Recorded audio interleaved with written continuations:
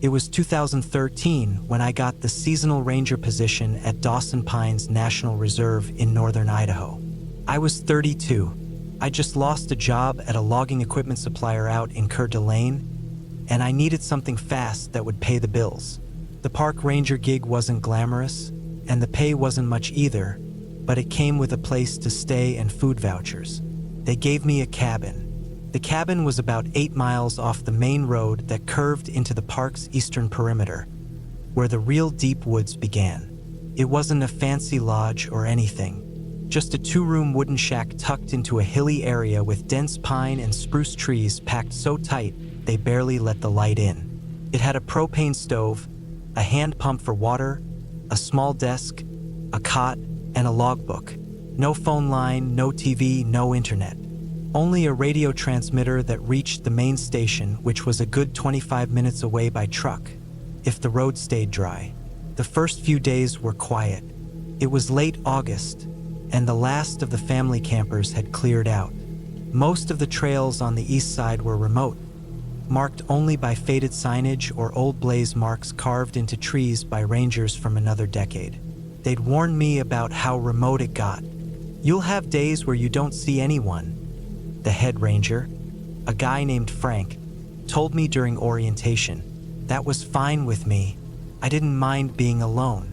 By the second week, I was falling into a routine. Wake up early, check the trails, patrol the primitive campsites, log sightings of wildlife, down trees, trash, anything out of place.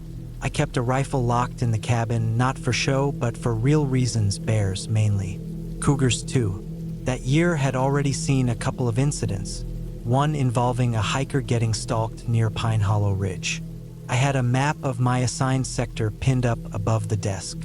The trails looped around a few forest lakes, a couple dry creeks, and one deep gully that was easy to miss if you didn't know it was there. On the far end of my patrol zone, almost brushing against the edge of the reserve boundary, was a fire tower. It hadn't been in use since the late 90s. The metal frame still stood, but the top box had partially collapsed, and the staircase was missing the bottom 10 rungs. Technically, it wasn't safe, and technically, I wasn't supposed to go near it. But curiosity got the best of me. On a long patrol one morning, I hiked out to it. The woods around that tower felt different. I don't mean that in a superstitious way, just quieter.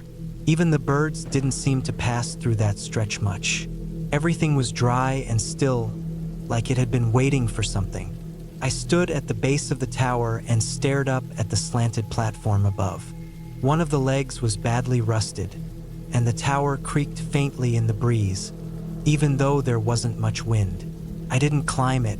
Something about it just made my chest tighten. On the way back to the cabin, I noticed something odd. A long drag mark across the trail, like something had been pulled off into the brush. I stopped and crouched down. The soil was dry, and the drag mark looked like it came from a heavy object, maybe a deer carcass. I followed it into the woods for a bit, expecting to find bones or a carcass picked over by scavengers. Instead, I found a boot, just one. A left boot, torn near the heel, caked in old mud.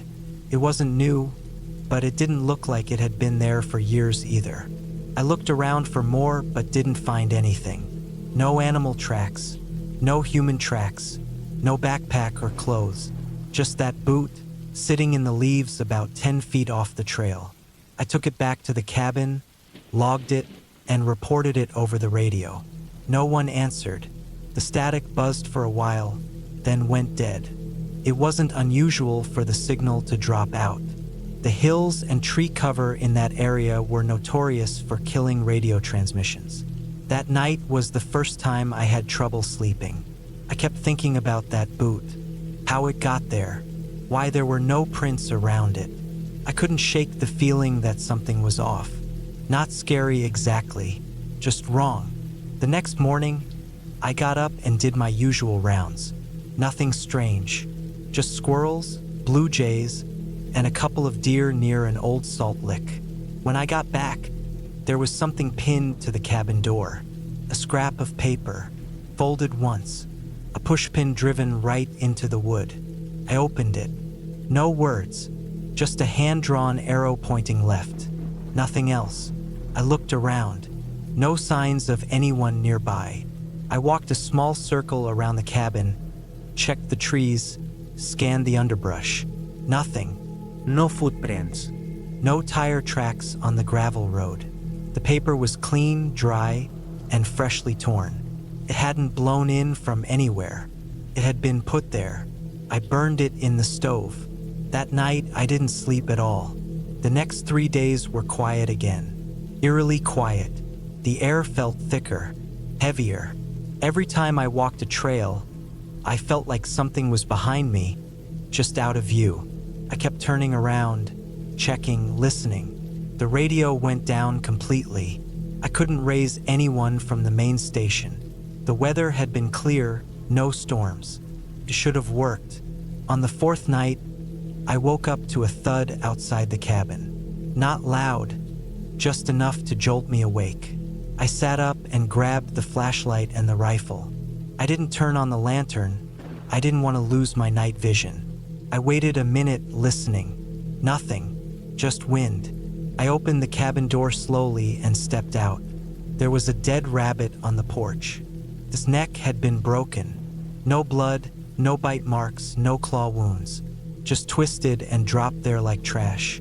I stepped over it, scanned the tree line, listened. Nothing. In the morning, I found another arrow drawn into the dirt behind the cabin. A stick had been used to carve it out. This one pointed toward the woods behind the old shed I used to store tools. It wasn't from an animal. This was deliberate. It was drawn with care. I didn't follow it. Instead, I packed up everything. I filled my backpack, double-checked my gear, loaded the rifle, and drove the truck west toward the main station. About a mile out, the road was blocked. A tree had fallen across it. A big one, clean cut, not windfall. The stump was still fresh. Chainsaw work. Someone had dropped it across the road deliberately. It had to be recent. There was no rot on the trunk, no insect activity. I backed the truck up, turned around, and returned to the cabin. I hiked out the next day on foot, trying a trail that led toward the ridge. My plan was to circle wide and get to the highway that passed near the reserve's northern border. It would take me most of the day, but I could make it if I moved fast.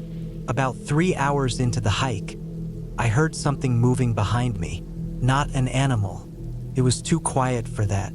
Heavy footsteps breaking twigs. Then they stopped. I turned and scanned the woods. Nothing. I moved faster. Didn't stop for food or water. Just kept going. Around dusk, I reached a small fire ring, one of the primitive campsites that had long since been closed to the public. There was a tent set up, but it wasn't a park-issued tent. This was old, faded red, patched with duct tape. I approached carefully, not wanting to startle anyone. The tent had a zipper half open. Inside were blankets, a lantern, and a pile of bones. Animal bones, I think. Mostly small ones, raccoon, maybe rabbit. All cleaned. No meat left on them. There were dozens, arranged in a loose spiral on the tent floor. I backed away and left. That night, I found a hollow under a rock ledge and hid. I didn't light a fire. I didn't sleep. Something moved through the trees around midnight. I heard it. Not fast, not loud, but moving in circles like it was sweeping the area. When I returned to the cabin the next morning, the dead rabbit was gone. In its place was the boot I'd found earlier, now cleaned, polished, and placed upright on the center of the porch. I left it there and went inside. I didn't patrol that day. I sat at the desk and stared at the map, trying to come up with a plan. I had food for a week, maybe more if I rationed, but I didn't want to wait. That afternoon, I took the rifle and hiked straight west, cross-country. No trails. Just compass and map. My goal was to reach the fire road that ran along the western border of the park. It was about 9 miles. I could do it in one push if I stayed focused. For hours in, I found another symbol, carved into a tree, an arrow again, this time with a line through it, like a warning. I kept going. An hour later, I heard something ahead of me, not behind me this time, ahead, like someone crashing through brush in the same direction I was moving. Not running, just moving fast and rough. I stopped, listened, kept going, always just out of sight. I waited, let it get further ahead. Then I went off trail again, cutting south. The sun started to go down. I pushed hard, ignoring the pain in my legs, the burn in my lungs. At full dark, I reached a small service station just outside the park boundary. It was locked up for the season, but there was a ranger vehicle parked out front. Keys were in it. I drove it straight to the sheriff's office in the nearest town. They filed a report but didn't take me seriously. There was no proof, no photos, no tracks, no names. When they went out to the cabin the next day, the place was clean. No rabbit, no boat, no carderos. Just an empty shack in the woods. I didn't go back. I left Idaho and didn't talk about it for years. But sometimes, in the early hours of the morning, I still hear it. That soft crunch of brush under heavy footsteps. Just out of sight, just out of reach. And I remember the rabbit, the boot, the spirals of bone, and the arrows that pointed somewhere I never dared to go.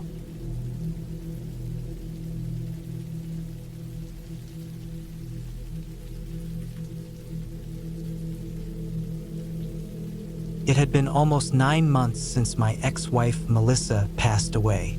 We'd been divorced for about 6 years before that, and we hadn't talked much after things ended.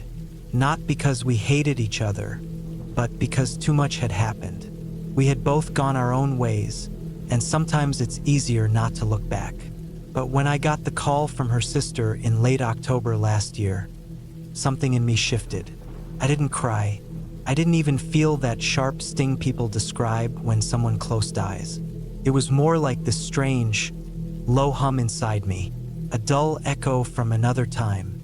We'd bought a small piece of land together back in 2008 in northern Idaho, near a little area called Pine Ridge. It wasn't anything special. No cell signal, just trees, a dirt road, a creek that usually dried up by July, and an old hunting shack that barely counted as a cabin. But we'd spent time there when we were younger, before everything fell apart. And for some reason, after her death, I couldn't stop thinking about that place. I hadn't been back in over a decade. By the time April rolled around this year, I decided I needed to go. Maybe it was guilt. Maybe it was something about trying to remember who I was when things still felt simple. I don't know. But I packed up my truck with just the basics: toolkit, food, 2 changes of clothes, my old thermos, a hunting knife I hadn't touched in years, and started the drive up north from where I'd been living in Bend, Oregon. I reached the Pine Ridge area in the late afternoon. The air still held the last breath of winter. Most of the trees hadn't filled in yet, so the place looked more like a skeleton of what I remembered. I had to take the old logging road up about 3 miles from the main highway. The road was worse than I thought it would be. Deep ruts, half covered with snow melt. A few spots where I felt the tires slipping, and for a second I considered turning back. But I didn't. The cabin or shack really looked almost exactly the same. The wood siding was grayed out, the roof sagging more than before. But the door was still on its hinges. And when I stepped inside, I could smell the old pine walls and the mustiness of a place left alone too long. It was only one room, just a cot, a little table with 1 chair, a wood stove that hadn't seen a fire in years, and a cracked window that let in a slice of cold air even when shut. I swept out the leaves and dead bugs with the old broom still hanging behind the door.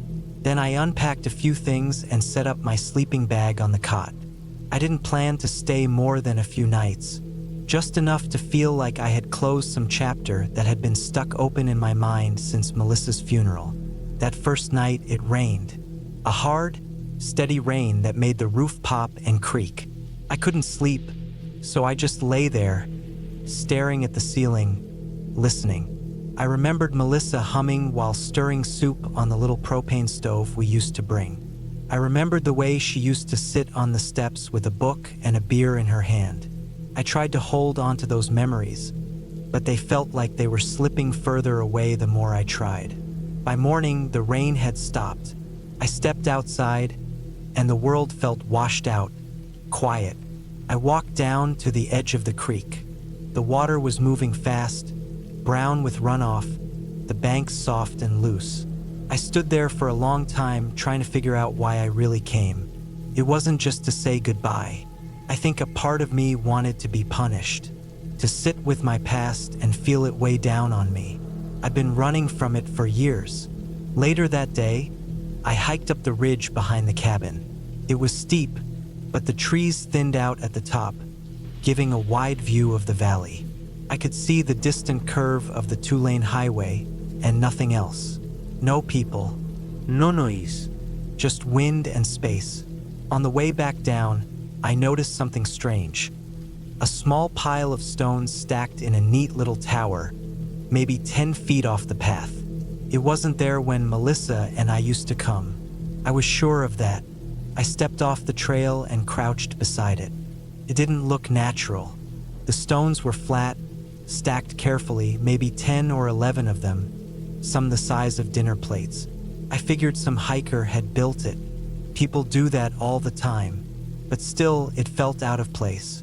I knocked it over without really thinking. Just knocked the whole thing down and kept walking. That night, the rain came back, softer this time. I sat inside, eating from a can of beans with my headlamp on. Around 11 p.m., I heard a noise from outside. Not an animal sound, something heavier, like footsteps. At first, I thought it might be a deer or maybe even a bear, but it didn't move like that. The sound circled the cabin, slow, deliberate, like someone was walking around the perimeter. I stood completely still, listening. My breath was shallow, my fingers tight around the handle of the knife I'd brought with me. The sound stopped at the back wall just under the window. Then nothing. I didn't sleep. I just sat up in the chair all night, watching that window until the sun came up. In the daylight, I went outside and walked the perimeter. The ground was muddy from the rain, so if someone had been there, they would have left tracks. And they did. At least one set. Boots, maybe. Deep impressions, coming around the side of the cabin and stopping under the window. But no tracks leading away. I followed what I could into the trees, but after about 30 feet, the prints just vanished. Either the ground had hardened, or whoever it was knew how to walk without leaving a trail. That entire day, I couldn't focus. Every sound made me look up. Every rustle in the brush felt like something waiting.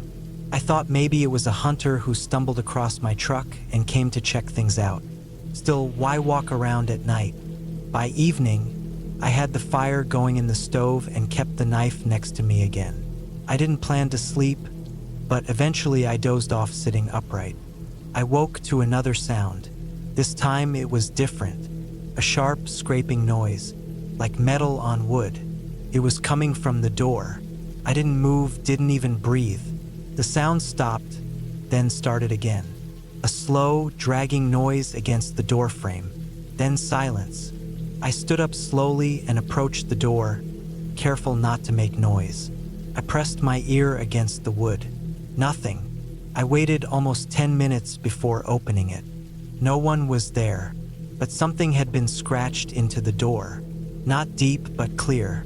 3 vertical lines, about a foot long each, almost like claw marks, but not animal. Too straight, too even. I backed into the cabin, shut the door, and slid the chair under the handle. That night, I didn't sleep at all. Every hour, I stood up and checked the window. Nothing moved. By morning, I had decided to leave.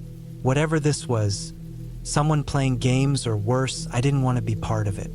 I packed quickly, stuffing everything back into the duffel and loading the truck. Before I left, I walked back up the ridge. I don't know why. Maybe I thought I'd see more footprints or some sign of who had been there.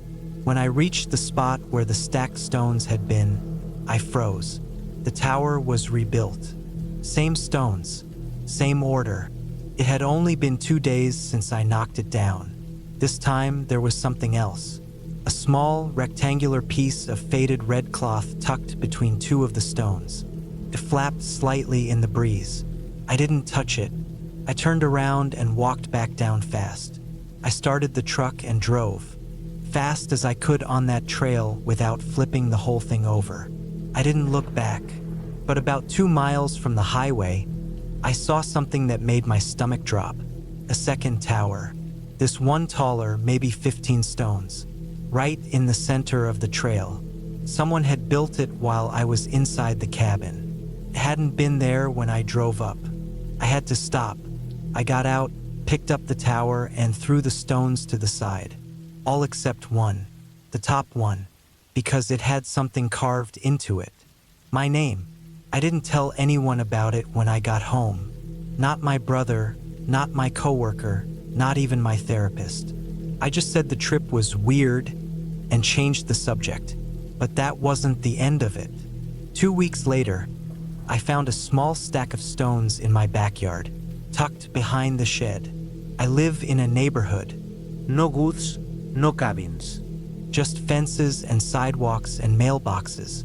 But there it was, 5 flat stones stacked carefully. No note, no sign of who had put it there. I knocked it over. The next night there were 6.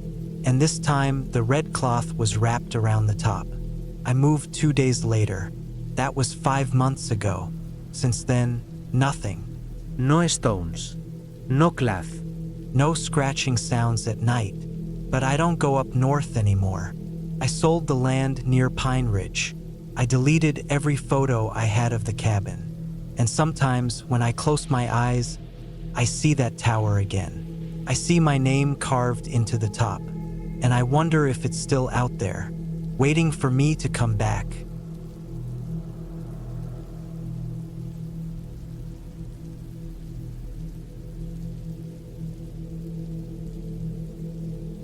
It was the summer of 2011 when I decided to spend a weekend up in the mountains near Bitterroot Ridge in western Montana. I was 27 at the time, working long hours in a mechanical shop down in Missoula. My back was starting to ache more than it used to, and I felt like I just needed to get away for a while. No phone signal, no loud cars, no people. Just quiet. I packed up my old Ford Ranger with the basics: sleeping bag, tent, propane stove, some canned food, a hatchet, my small 9mm pistol, a hunting knife, and a few bottles of water. I also had an old printed map of the area. I had marked a few clearings and trails I wanted to check out. There were rumors that a few cabins were still scattered up there, leftovers from when people used to homestead the land back in the 30s or 40s. I wasn't looking for one, but the idea of stumbling across one had always interested me. I drove for almost 3 hours on winding roads and dirt trails until I was too far from anything paved to see another soul. There were no signs, no fences, just trees and brush and the occasional view of the valley below. Around mid-afternoon, I parked just off a side path where the forest opened up into a narrow clearing. From there, I planned to hike about 3 miles in with my pack and camp somewhere near a creek that was marked on the map. I made good time hiking. The air was warm but not humid, and the forest was quiet. No cars, just the sound of wind brushing through the trees and the occasional bird call. The trail I was on wasn't official or marked, but it was there if you looked closely enough. A faint line of packed earth through the underbrush. It looked like it hadn't been used in a long time. After 2 miles or so, I reached a ridge with a view of the forest below. That's when I saw it. Tucked into the tree line, partly covered by overgrowth, was the roof of an old wooden cabin. It sat maybe half a mile downhill from me. The roof had caved in on one side. It didn't look like it had been touched in decades. I hadn't marked anything about a structure on my map, so it caught me off guard. I stared at it for a few minutes, feeling a strange sense of curiosity. I figured I'd go take a look. If nothing else, maybe I'd find some cool old junk or just a place to sit and eat my lunch out of the sun. Getting to it wasn't easy.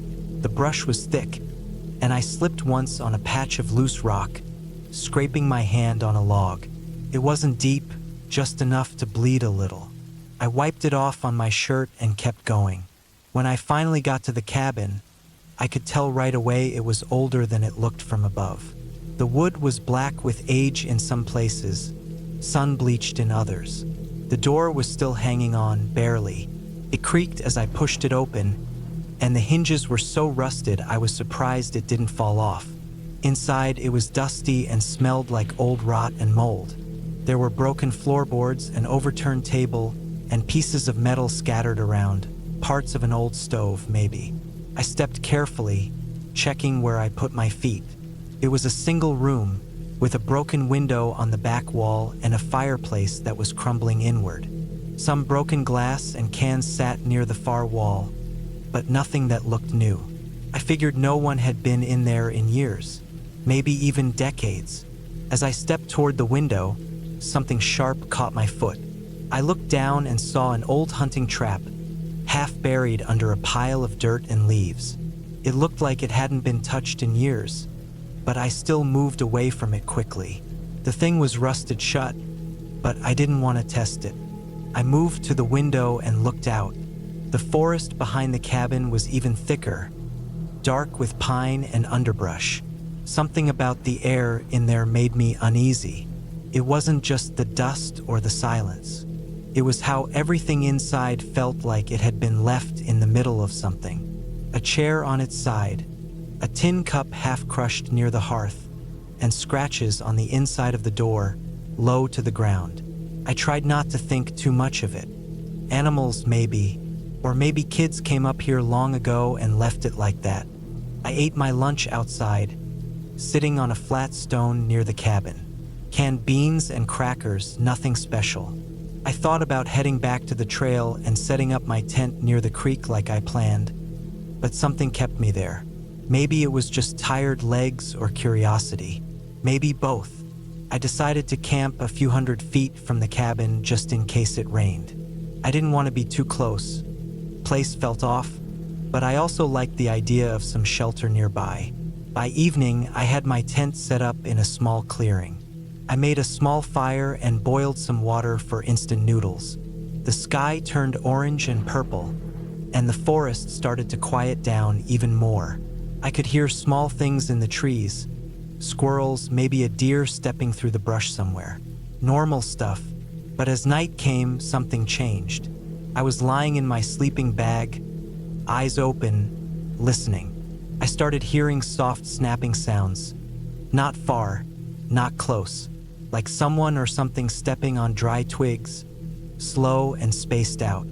I sat up, grabbed my flashlight, and unzipped the tent slowly. The fire had gone out, and it was dark. I scanned the trees but saw nothing, just tall black shapes and the faint glint of the creek behind me. I stood up, listening. The snapping sound had stopped. I stayed still for a while, maybe 5 minutes, then went back into the tent and zipped it shut.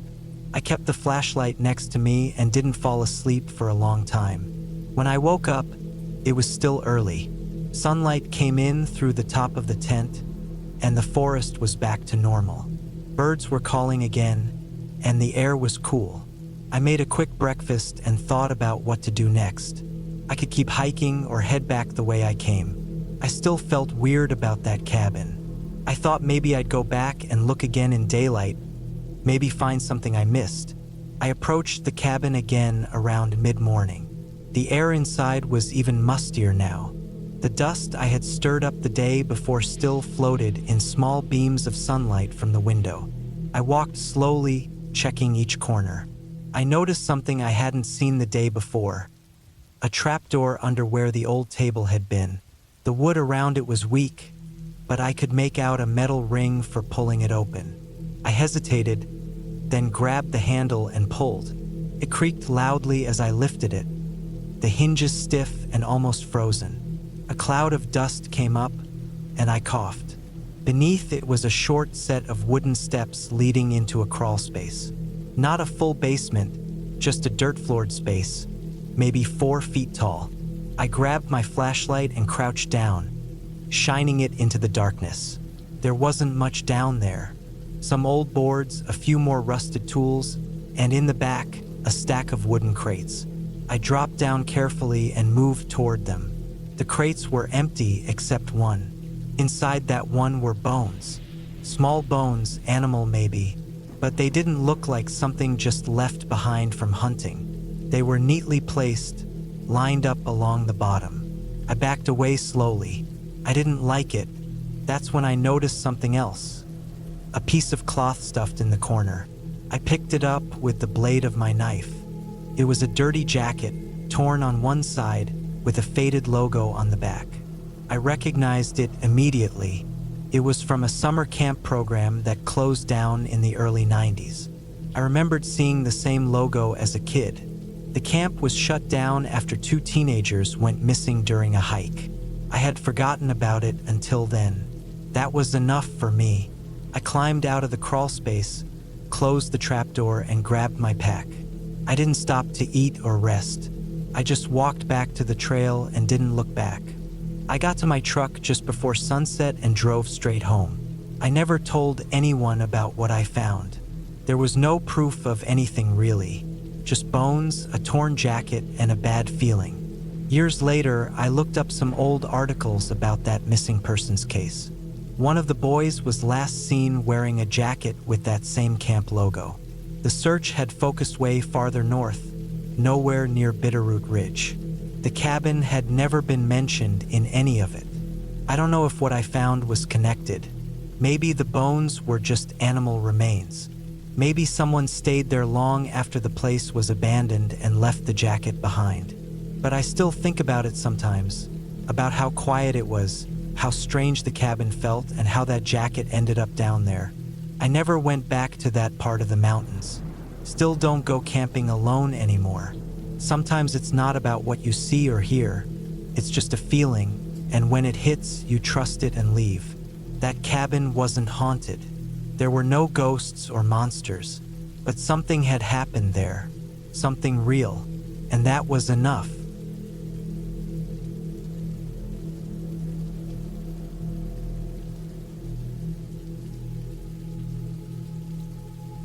It was 2021 when I decided to take some time off.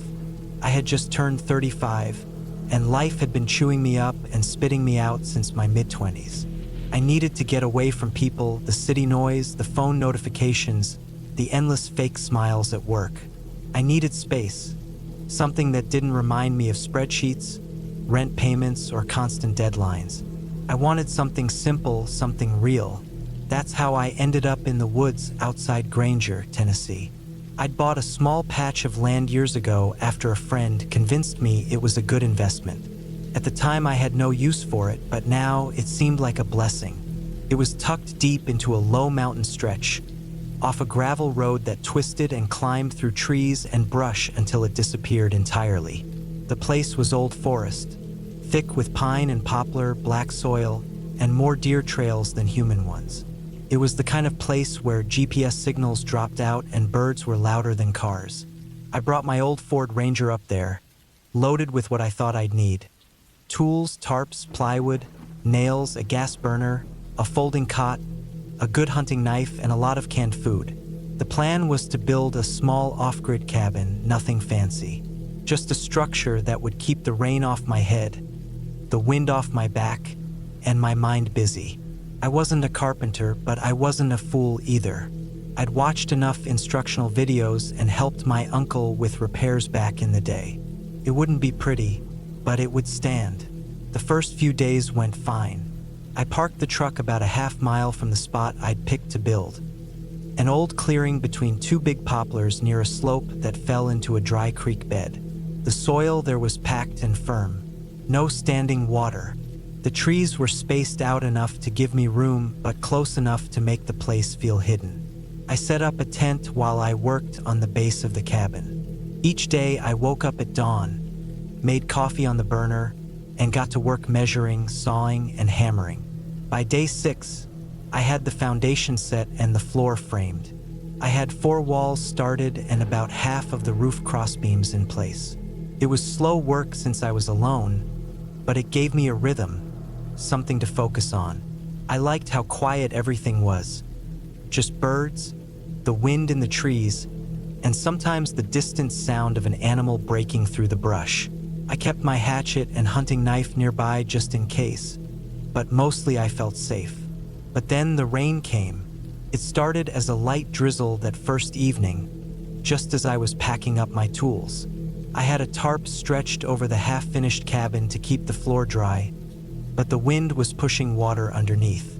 That night, the tent felt colder than it had the nights before. The rain kept tapping on the nylon, and somewhere out there in the dark, something kept snapping branches. I chalked it up to deer or raccoons, but I still kept my knife close, lying stiff on the cot with my boots on. The next morning, everything was damp. I made coffee and tried to dry my shirt over the burner while looking out over the site. The clouds hadn't moved. It was one of those long gray days where the rain never really stops, just changes how hard it falls. I worked anyway, hammering up more of the roof beams and throwing a second tarp over it all. I figured it would pass by the next day. Didn't. By the third day, the path back to the truck had turned soft and slick. The dry creek bed had started to trickle. The tent sagged under the weight of the rain. My hands were starting to get raw from holding wet tools. Everything was damp, my sleeping bag, my clothes, even the wood.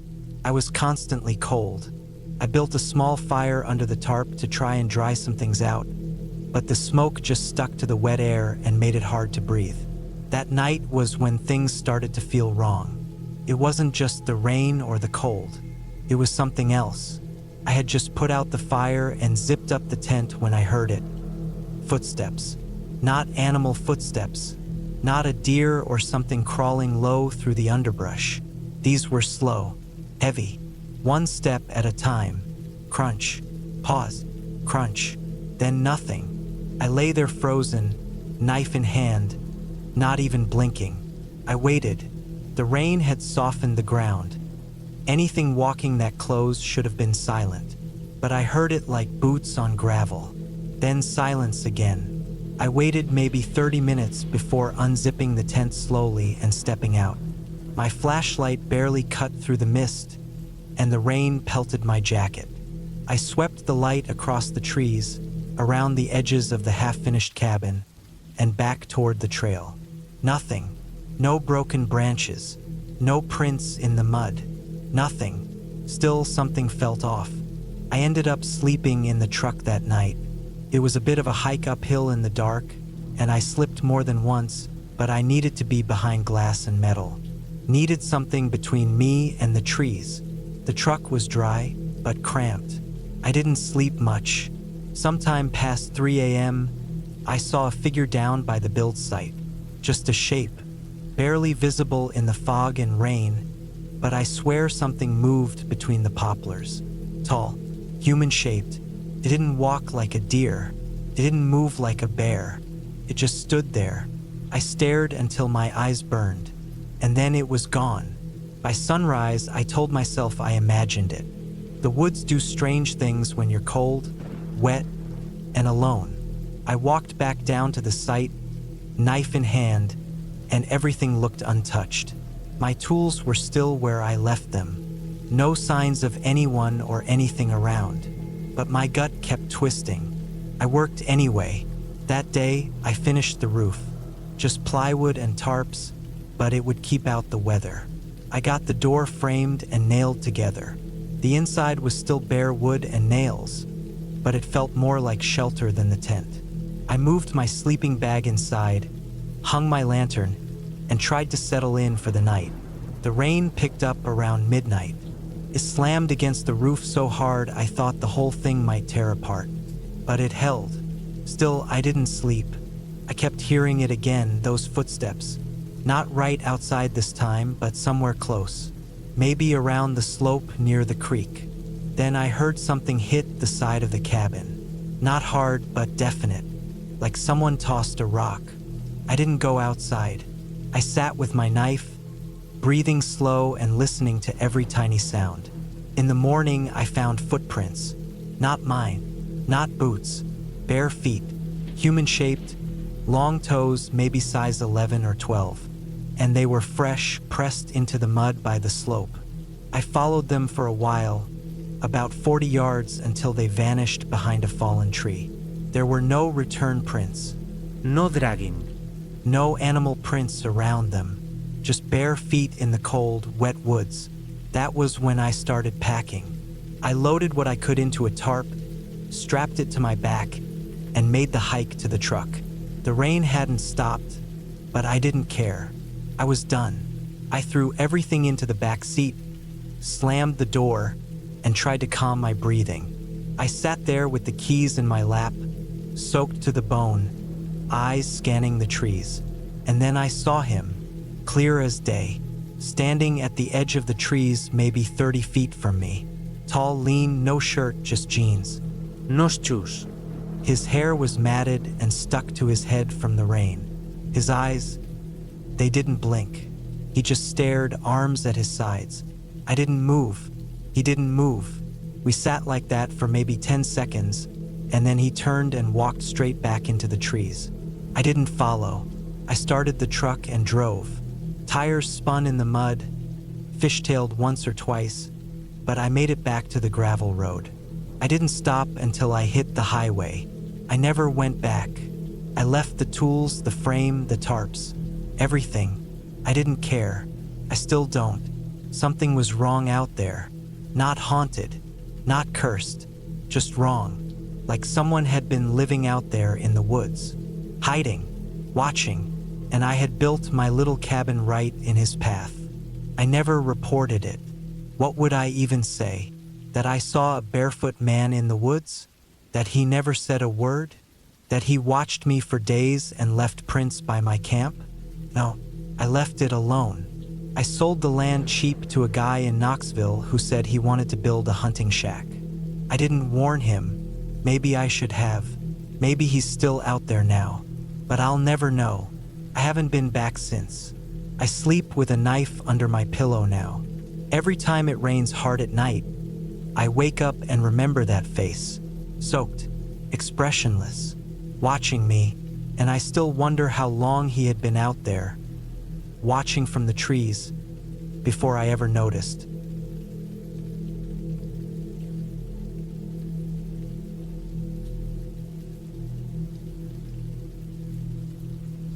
It was early November 2019 when I took a break from work and decided to spend a few days out at a small cabin I'd bought a year before in northern Minnesota. I was 36 back then, working in construction and worn out from non-stop jobs throughout the year. The cabin wasn't much, just an old one-room structure I'd slowly been fixing up over weekends. No electricity, no plumbing, but it sat on a piece of land tucked deep into the woods, off a dirt trail barely wide enough for my truck to squeeze through. That's what I loved about it. Quiet, private, peaceful. I took my dog with me, Buck, a big yellow Labrador, 7 years old at the time, full of energy but disciplined enough to stay close. He always knew when we were heading somewhere quiet, like he could sense it. His tail would start wagging the second I packed my rifle and sleeping bag. The idea was simple. Head to the cabin, spend 3 nights, bring firewood, supplies, and just rest. Hunt a little if I felt like it, maybe clean up the surrounding property more. The drive-in took about 5 hours from my house in Duluth, most of it uneventful, just passing small towns and back roads. But the last mile or so was slow going through the forest. The dirt trail had gotten muddy from recent rain, and even in 4-wheel drive, my truck slid around a little. When I finally got there, the sun was just starting to dip. The trees were already bare, and the air had that dry, cold bite that sticks in your lungs. I parked the truck a few yards from the cabin and got out, stretching my legs. Buck jumped down right after, sniffing around like he was taking inventory of every scent that had passed through since our last visit. I grabbed my bags, slung my rifle over my shoulder, and made my way to the front door. The cabin sat in a small clearing. No other structures around for at least 10 miles. The nearest neighbor was probably 25 minutes away on the other side of a lake. I had solar-powered motion lights installed outside, but I noticed right away that the one by the front porch wasn't working. I made a mental note to check the battery later. Inside, it was the same as I left it. Cot against the wall with stove in the center, a small table near the window, and hooks on the walls for tools and jackets. I dropped my gear, lit a couple of lanterns, and fired up the stove. Buck curled up near the fire right away like he owned the place. I fed him, cracked open a can of stew for myself, and sat there listening to the wind outside. The first night was peaceful. I kept the fire going low. It was quiet out there, like the woods swallowed every sound. No cars, no voices, not even a plane overhead. Just branches creaking and the occasional call of an owl. I slept in my sleeping bag on the cot, rifle close by as always. Buck didn't move much through the night. The next morning I went out to stretch my legs. Walked about a quarter mile toward a rocky ridge I liked. It gave a good view of the land. Buck ran ahead, darting in and out of the trees, chasing squirrels. As I stood there looking out, I noticed something odd. On the far edge of my property, maybe 150 yards away, the ground looked disturbed, like something had been dug up. I hadn't done any digging there, and I'd never seen any animals do something on that scale. It was too far to check right then without my gloves, so I made a note to look later. Back at the cabin, I spent most of the day chopping firewood and patching up a small hole in the back wall. I also checked that motion light. Battery had leaked inside the case. I took it down and tossed it in the truck. While I worked, Buck stuck close. That was the first sign something wasn't right. He usually wandered more during the day, but now he stayed within eyesight, occasionally staring off into the woods. No barking, just still. Late that afternoon, I took a walk back toward the disturbed patch of ground I'd seen. I brought my shovel and Buck followed. As I got closer, I saw it wasn't a hole, not exactly. It was a flat patch of dirt where the leaves had been cleared off in a perfect circle. In the center, someone had driven a short wooden stake into the ground. It looked fresh, too fresh. No mold, no weathering, just raw wood sticking out at a slight angle. I looked around. No boot prints, no tire tracks. The ground was hard from the cold, so it was tough to tell if someone had walked there recently. But the way the area had been cleared, almost like a campfire ring, felt wrong. I knelt down and brushed at the base of the stake.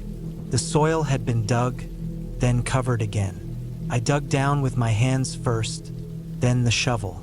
Maybe 8 inches deep, I hit something soft and wrapped in plastic. I stopped. Whatever it was the size of a loaf of bread. I uncovered more, maybe 2 feet long, sealed in what looked like contractor-grade black plastic sheeting. I didn't open it. I don't know why. Just the feel of it was enough. Heavy, wrapped tight. I reburied it, tamped the dirt down, and put the leaves back. I didn't want Buck sniffing at it, so I tossed a few rocks over the area too. It was getting late, so I headed back with him. My thoughts were racing, but I didn't know what to think yet. That night, I double-checked the locks on the cabin. There were only 2, one on the door and a latch on the window. I pulled a heavy toolbox in front of the door just in case. I had my rifle loaded and kept a flashlight and a knife by my cot. Buck was restless. Every little creak outside made his ears perk up. He paced a little before settling again near the door. Sometime around 2 a.m., I woke up. Buck was standing facing the window. His head was low, ears back, tail still. I didn't hear anything, but I sat up, heart thudding. I clicked off the lantern and waited in the dark. After maybe a minute, I heard it, crunching, light but steady, like someone stepping on frosted leaves. Not an animal, not the way it moved. It circled the cabin, slow, deliberate. Buck let out a low growl but didn't move. I held my breath, then silence. 5 minutes, 10. I stayed frozen, listening. Then a thud. Not loud but close, like something tapping wood. Then again, came from the back wall. I grabbed my rifle and moved toward the back, stepping slow, avoiding the spots that creaked. I looked through the side window, nothing but black trees. Then I heard a third sound, this time not outside. This one came from under the floor. I stood still for what felt like an hour. The floorboards were solid, thick oak I had laid myself. There was no crawl space underneath, just cold ground. But the noise was real, a faint scraping, like someone or something was dragging something beneath me. I didn't sleep the rest of the night. Buck didn't either. The sound stopped around 4 a.m., and I kept staring out the window until the sky started turning gray. At first light, I opened the door with the rifle ready. Buck shot out fast, barking hard, running toward the edge of the trees. He stopped short at the same spot we found the plastic bundle the day before. It had been dug up. The dirt was loose. The rocks I had placed were scattered. The stake was gone. I checked the spot and the bundle was missing too. There were boot prints now, clear ones. Deep, big, heading north toward the woods. Whoever had been there, they came back for it. And they knew I had found it. I packet fast. Threw everything into the truck in under 20 minutes. My plan was to drive straight to the ranger station, then the county sheriff. I didn't touch anything else. I didn't want to be involved in whatever this was. As I started the truck, I saw movement down the trail ahead. A man, tall, wearing dark clothes, standing about 50 yards away just off the side of the path. He didn't move, just watched. I didn't stop. I drove right toward him, and as I got closer, he stepped back into the woods without a word or sign. I didn't look back. At the ranger station, I gave a full report. They called the sheriff. I showed them the spot, the disturbed earth, everything. When we got back there later that day, it was all cleaned up. No plastic, no prints, even the stake was gone. Whoever had done it knew how to cover tracks. I handed over a GPS pin of the location and wrote my statement. They said they'd send a team to investigate, but I knew better than to expect anything to come of it. I didn't go back to the cabin that winter. In spring, I sold the land.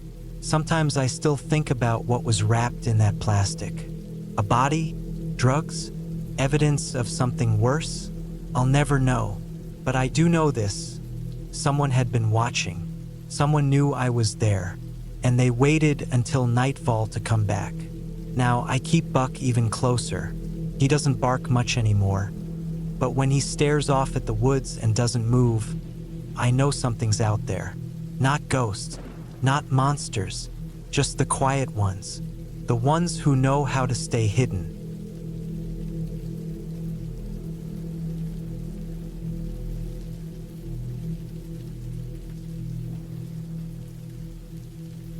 I was 34 when I decided to take some time off from everything. It was the fall of 2019. I had been working nonstop in construction management in southern Missouri, and after dealing with back-to-back stressful projects, I took unpaid leave. My mind wasn't right. I wasn't sleeping much, I was snapping at people, and I just felt tired all the time. One of my coworkers had this small, rundown cabin sitting on a ridge deep in the Mark Twain National Forest, not far from Winona. He never used it anymore and said I could stay as long as I wanted, so long as I cleaned up after myself and didn't burn the thing down. The idea of being out there by myself for a while sounded good. I wasn't planning on being a hermit or anything. I just wanted a quiet place with no phones, no people, and no constant emails or job site headaches. Just me, some books, and maybe a fishing rod. I packed my truck with tools, basic supplies, food for a couple of weeks, and some extra gas. The cabin didn't have power, and the water came from a small gravity-fed line that ran from a spring about 60 yards uphill. I got there on a Wednesday morning after a rough ride up a washed-out dirt path that curved through steep woods. The cabin sat near the edge of a ridge that dropped off pretty steeply, and below that was nothing but thick hardwood forest that went on for miles. You couldn't see another house from the porch. Hell, you couldn't even see a trail. The place was maybe 20 feet by 15. Just one room with a cot, a little wood stove, and a busted-up table with 2 uneven chairs. The floor creaked like it was trying to hold in a scream every time I took a step. I spent the first day cleaning. The inside was full of dust, mouse droppings, and spider webs in every corner. It looked like nobody had opened that door in at least 5 or 6 years. The chimney was mostly clear, which was a relief. I cut some wood from a deadfall nearby and stacked it under the overhang on the side. There wasn't much around except trees, deer tracks, and that constant wind you hear in the forest when the trees are still but something's moving. I figured it was just the normal sounds of nature I'd forgotten after years of living with traffic and streetlights. The first couple of days were calm. I read, fixed a few things in the cabin, took some walks, and sat on the porch with instant coffee in the mornings. There wasn't much to do, but that's what I wanted. I wrote in a notebook just to keep track of the days. It was peaceful, but by the third night, things started to feel different. I had gone to bed around 10. The stove was still putting off heat, and the air inside was warm and dry. I'd left the shutters on the windows cracked just enough to let some moonlight in. The cot groaned every time I shifted, but I was getting used to it. I must have dozed off because I woke up suddenly without knowing why. It was dead quiet, too quiet. I sat up and listened. Then I heard it. At first, it was just the crunch of leaves somewhere outside. Could have been a deer or a raccoon. But then there were footsteps, slow and deliberate. Crunch, crunch, crunch. They weren't coming from the trail side either. They were coming from behind the cabin, near the slope. That side faced pure woods and dropped down fast. Nobody had any reason to come from that direction. I held my breath and listened harder. They stopped. I waited for something, anything, but the woods went still again. I didn't have a gun, which looking back was stupid, but I had a heavy hatchet I kept by the door. I got up, moved slowly, and grabbed it. I didn't open the door, didn't turn on my flashlight. I just waited. Eventually, I figured it was just my nerves. Maybe a deer spooked and ran off. I lay back down and kept the hatchet beside me. The next morning, I checked around the cabin. About 10 feet from the back wall, I saw a line of prints in the soft dirt, clear boot prints.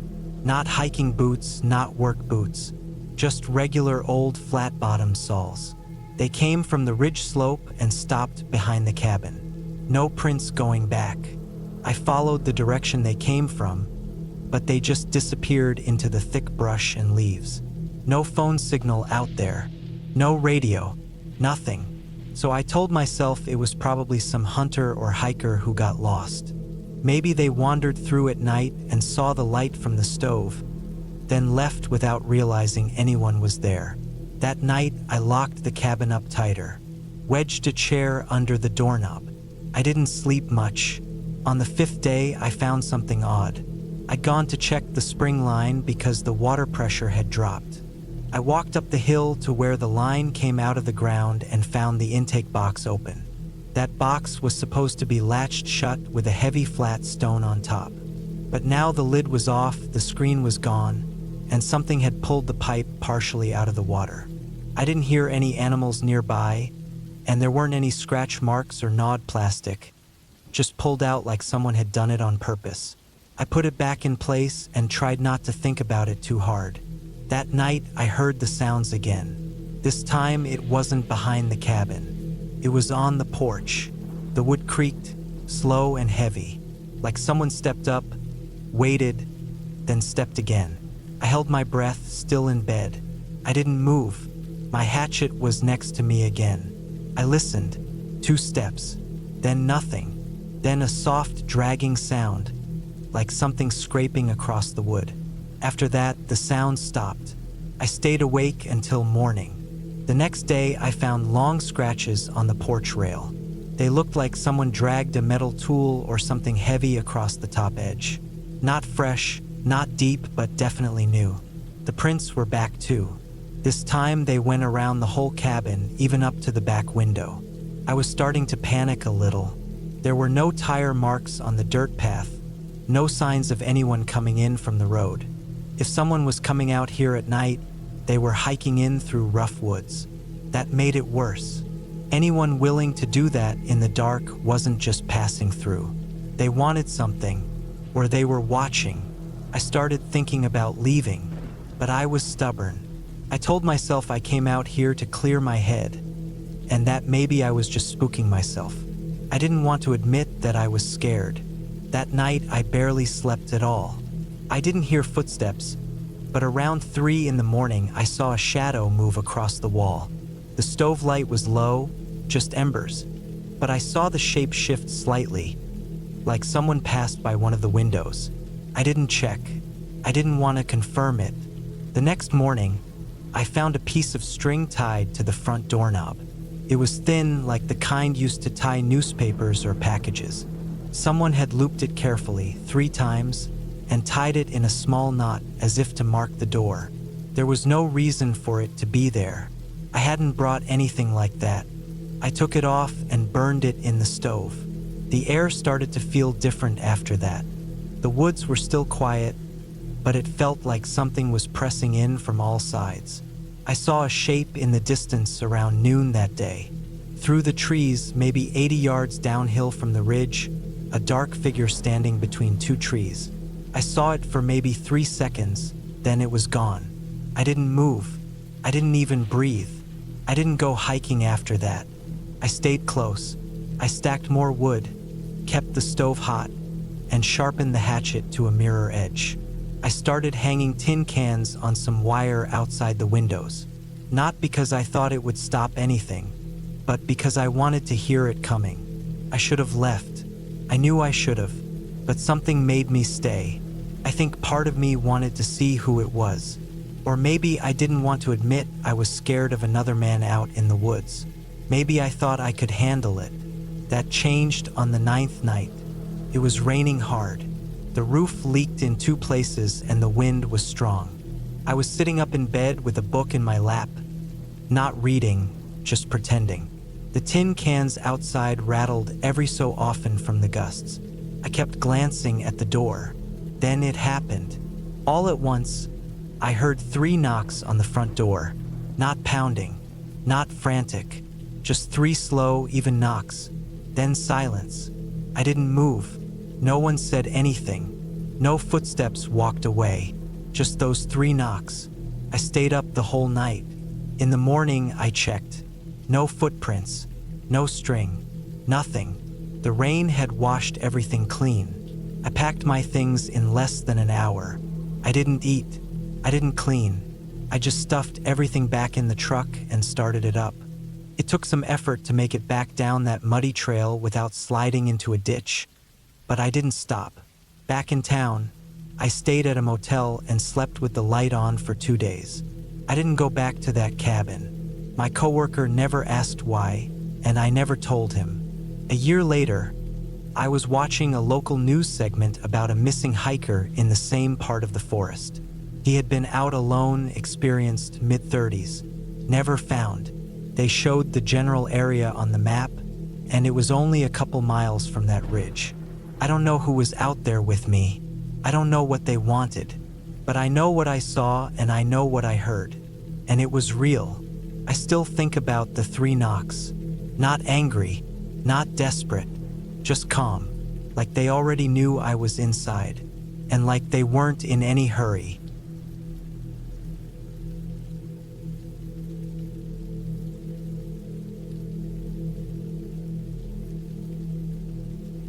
It was October 2021 when I drove up into the wooded hills of northern Arizona. Not far from the edge of the Navajo Nation, but just enough outside of it to avoid too many tourists or campers. I had taken a couple days off from work, just a long weekend. I was 33 at the time, working a boring desk job in Phoenix, and the thought of getting away from city noise felt like the only thing keeping me sane that month. I booked this tiny off-grid cabin I found on an obscure rental site, not Airbnb or any of those. It was advertised as remote, solar-powered, stocked with dry goods, no neighbors for miles. That sounded perfect to me. I liked the idea of being totally alone for a few nights. Just me, some trail mix, a few books, my sleeping bag, and peace. I packed my gear in a beat-up black Subaru, filled up the tank, and left the city late on a Friday morning. The drive was long but easy, highway for a while, then back roads, then rougher forest roads. The last 2 miles were pure dirt and loose rock. My GPS went out about halfway down that road, but the owner of the cabin had emailed me directions. I followed them and found the place sitting quietly near a bend in the woods, surrounded by tall pines and yellow-leafed aspens. It was a small one-room wooden cabin with a metal roof, a single window in the front, and a tiny porch with a busted folding chair. No cell signal, no internet, no neighbors. That's exactly what I wanted. I parked beside it, killed the engine, and just sat there for a while. Everything felt still. Not quiet exactly. There were bird calls, wind in the trees, the creak of branches, but it was the kind of stillness you don't get in a city. I stood outside for a long time, just breathing it in. Inside the cabin, things were simple.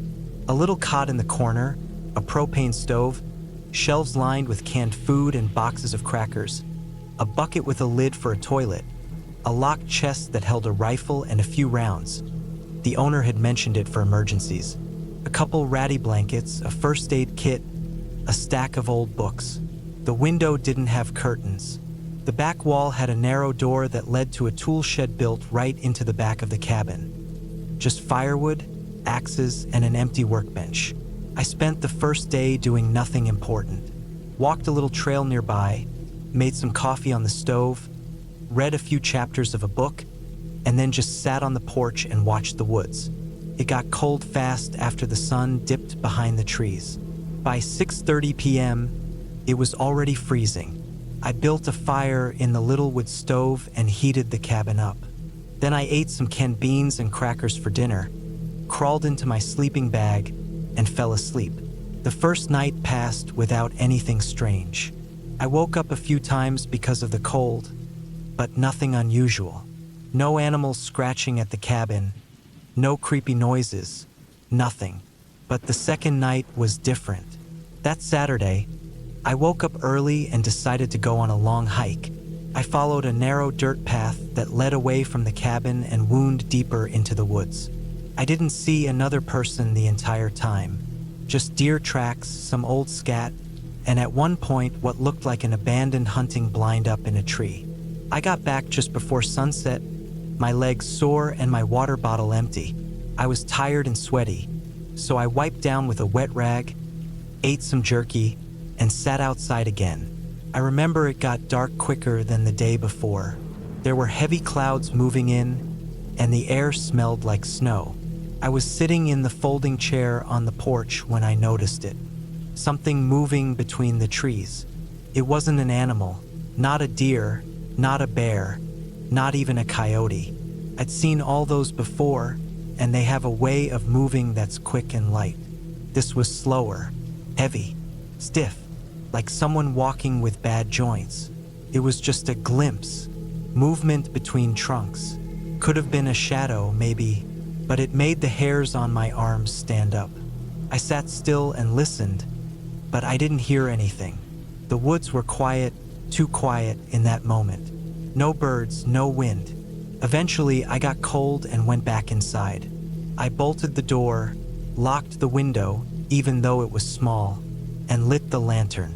I told myself it was just a deer limping or maybe my eyes playing tricks on me in the low light. I heated up some canned chili and tried to read again, but I kept glancing at the window. Then I heard it, a thump, not loud but sharp, like something had dropped onto the porch, or someone had stepped on it with a hard boot heel. I turned off the lantern immediately. My heart was pounding. I sat still in the dark, the only light coming from the dying fire in the wood stove. I waited and listened. Another sound, a dragging noise, slow, rough, something scraping along the wood porch or maybe along the wall of the cabin. I reached for the rifle in the chest, loaded it, kept the safety on but held it in my lap. Then silence again. For a long time, I don't remember falling asleep.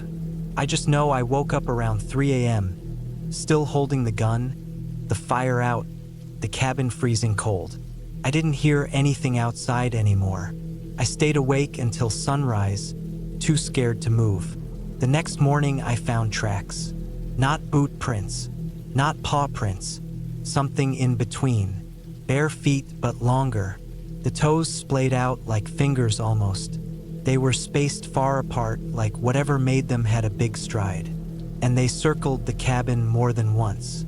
I told myself it had to be a prank. Some weirdo trying to scare people staying at the cabin. Maybe the owner's idea of a joke.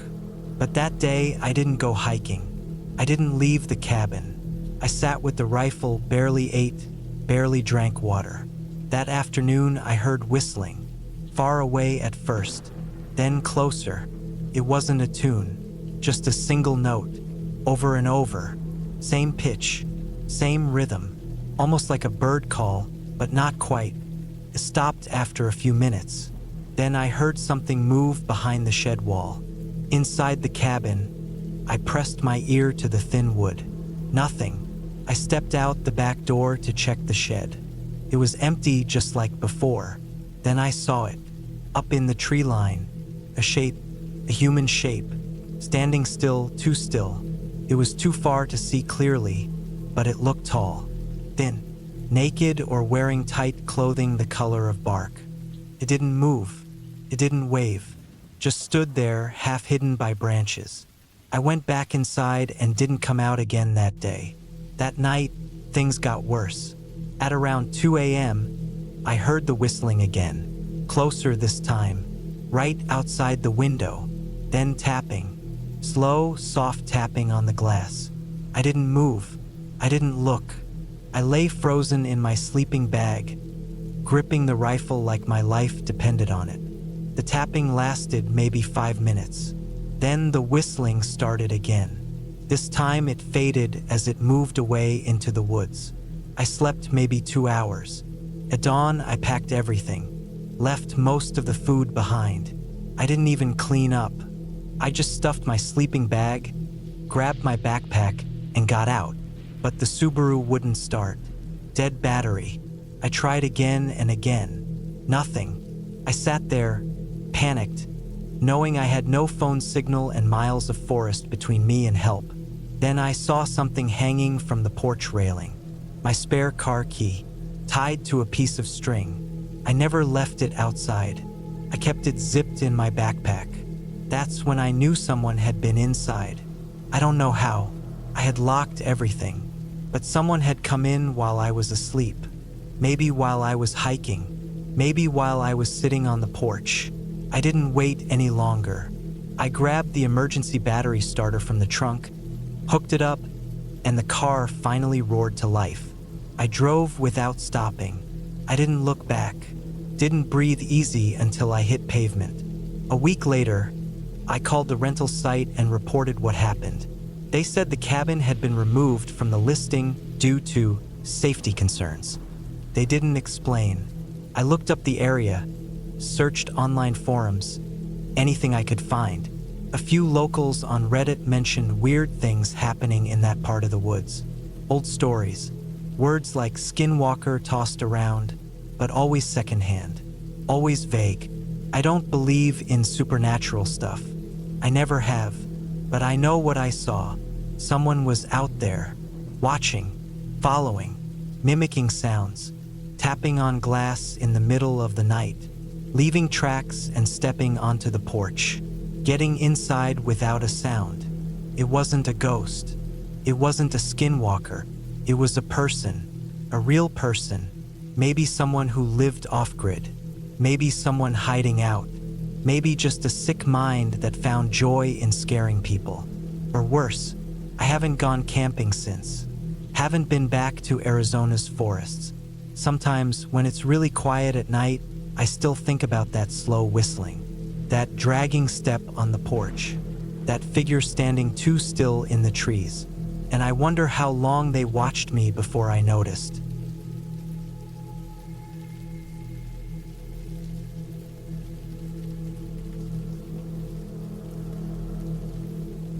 It was the summer of 2013 when I decided to take some time off work.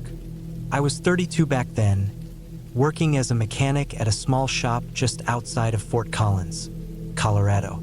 I didn't have a wife or kids, no real family nearby either. I'd been needing some time away, someplace quiet, far from the city, from the customers, from the non-stop noise of machines and traffic. That's when I remembered the old farm property that had belonged to my uncle, Jim. He'd passed away a few years before, and the place had been sitting empty since. It wasn't a working farm anymore. Just about 40 acres of dry grass, a couple of collapsed sheds, rusted fences, and the old cabin he used to live in. It was in Nebraska, near a town called Arthur. Not many people there, mostly flat land and farms. The property hadn't been touched in years, but it was still in the family, and no one minded if I stayed there for a while. I figured it'd be the perfect getaway. Just me, some canned food, a few books, and quiet. I drove out there in an old blue Tacoma I'd spent a year fixing up. Took the back roads, passed through empty towns, and the farther I got from anything modern, the more relaxed I started to feel. The last 15 miles were nothing but dirt roads and open land. When I reached the turnoff to the property, the sun was already hanging low, and the sky had that orange tint that always reminded me of late summer. The gate was still there, sagging, held shut with a length of rusted chain. I pulled it open, drove through slowly, and closed it behind me. The gravel drive had weeds pushing through it, but it was still solid. About 100 yards up, the land dipped into a wide clearing surrounded by thin, broken trees. In the middle was the cabin. It looked worse than I remembered. The roof sagged on one side, the wood had gone gray and splintered, and most of the paint had peeled off. But the door was still solid, and the windows weren't broken. I parked beside the front porch, stepped out, and just stood there for a while. The wind was blowing light through the tall grass. No sound except the rustling of it and a few insects buzzing around. Inside, the cabin smelled like dust and old wood. The floor creaked with every step. There was a cot in the corner, a wood stove, a little kitchenette, and a table with 2 chairs. A few tools still hung on the wall. There was a drawer full of silverware and some old matches in a box near the stove. I'd brought a cooler, a couple jugs of water, and a flashlight, but no cell service reached out that far. I wasn't planning to call anyone anyway. That first night, I sat on the porch and watched the sky turn dark. I'd never seen stars like that before, not even out camping. They were thick, cold, and bright, stretched out over the whole sky like a frozen ocean. There wasn't a single light in any direction. Just that strange, heavy silence you get in places where nothing is moving. I stayed up for a while, just listening. I thought I heard some movement in the grass a few times, like a rabbit or a fox maybe, but never saw anything. Around midnight, I went inside and lay down on the cot, leaving the window cracked open for air. It must have been close to 2 a.m. when I heard it. It was a faint sound at first, something brushing against the side of the cabin. Not hard, just soft like a shirt sleeve against wood. I opened my eyes but didn't move. I thought maybe it was a tree branch in the wind. Then I remembered there were no trees close enough on that side. I waited, then it came again. Scratch. Not fast or violent, just a slow drag, like a finger across the outer wall, right behind where I was lying. I sat up and turned toward the window. It was pitch black outside. I could barely see the outline of the trees. I stayed still for a long time listening, but it didn't happen again. I figured it must have been an animal, maybe a raccoon. I laid back down but left the flashlight next to me. Sleep didn't come easy after that. I kept waking up at every little sound. The creak of the old wood, the shifting of the wind. I think I finally dozed off close to sunrise. Next morning, I stepped out and checked around the cabin. There were no tracks, no disturbed dirt, no claw marks on the walls. Nothing. I walked the full circle around it twice, even looked under the porch. I told myself I was just spooked from being out there alone. Probably some critter I didn't see. Nothing dangerous. The next couple days were calm. I got into a routine. Making small meals on the little gas burner, chopping up kindling from the dead trees around, reading old magazines I'd brought, hiking the perimeter of the property.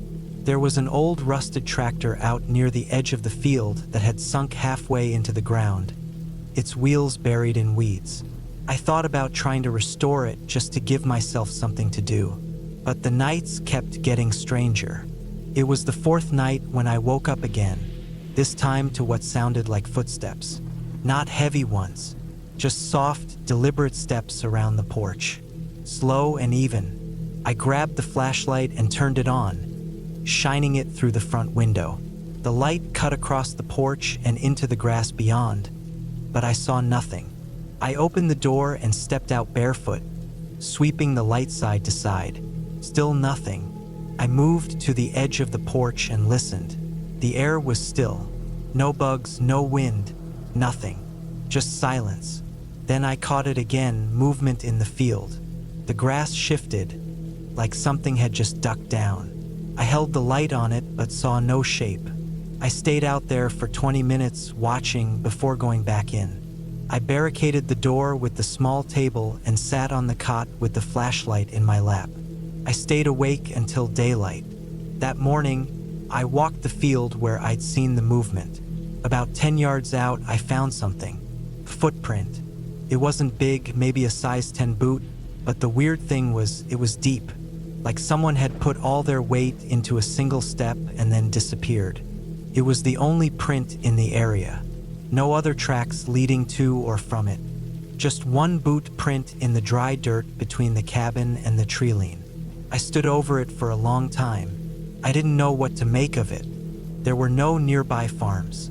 The closest house was at least 10 miles down the road, and that place had been empty for years too. I went back to the cabin and stayed inside for the rest of the day. I kept the flashlight and a hatchet with me, even though I felt stupid for it.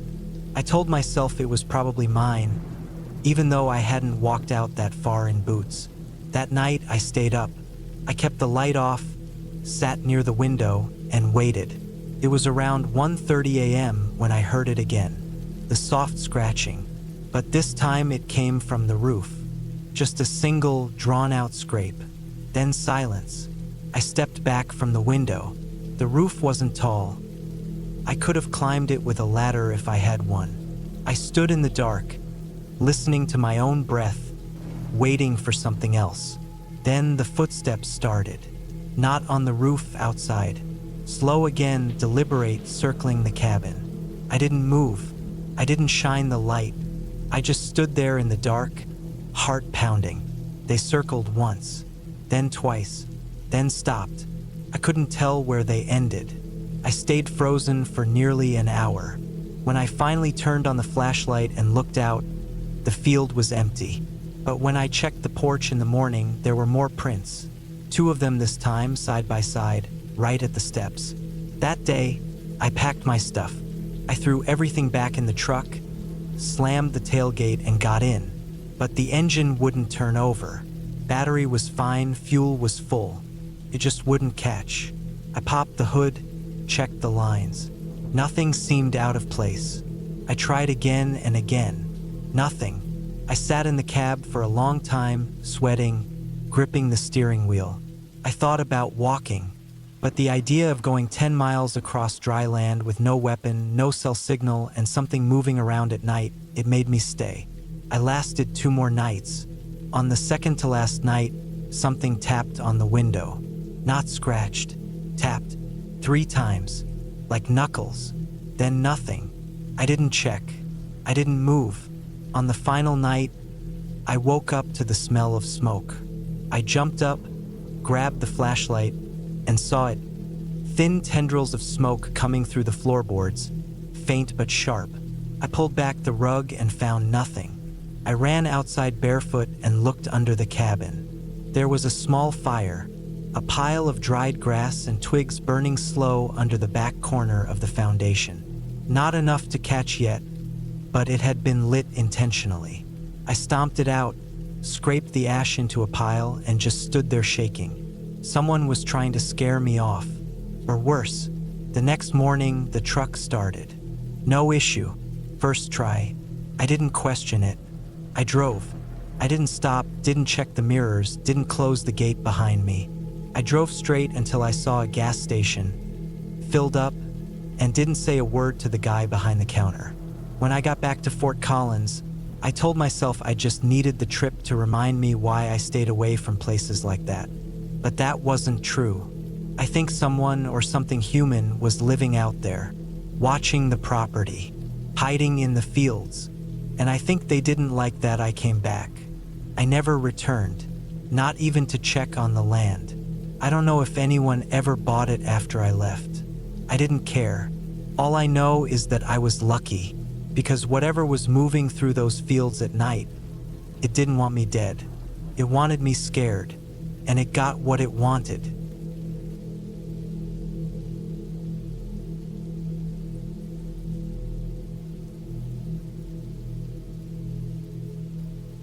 I was 32 that summer, still living alone in a small flat in Leeds, working part-time as a freelance landscape surveyor and picking up odd data entry jobs to cover the rest of the rent.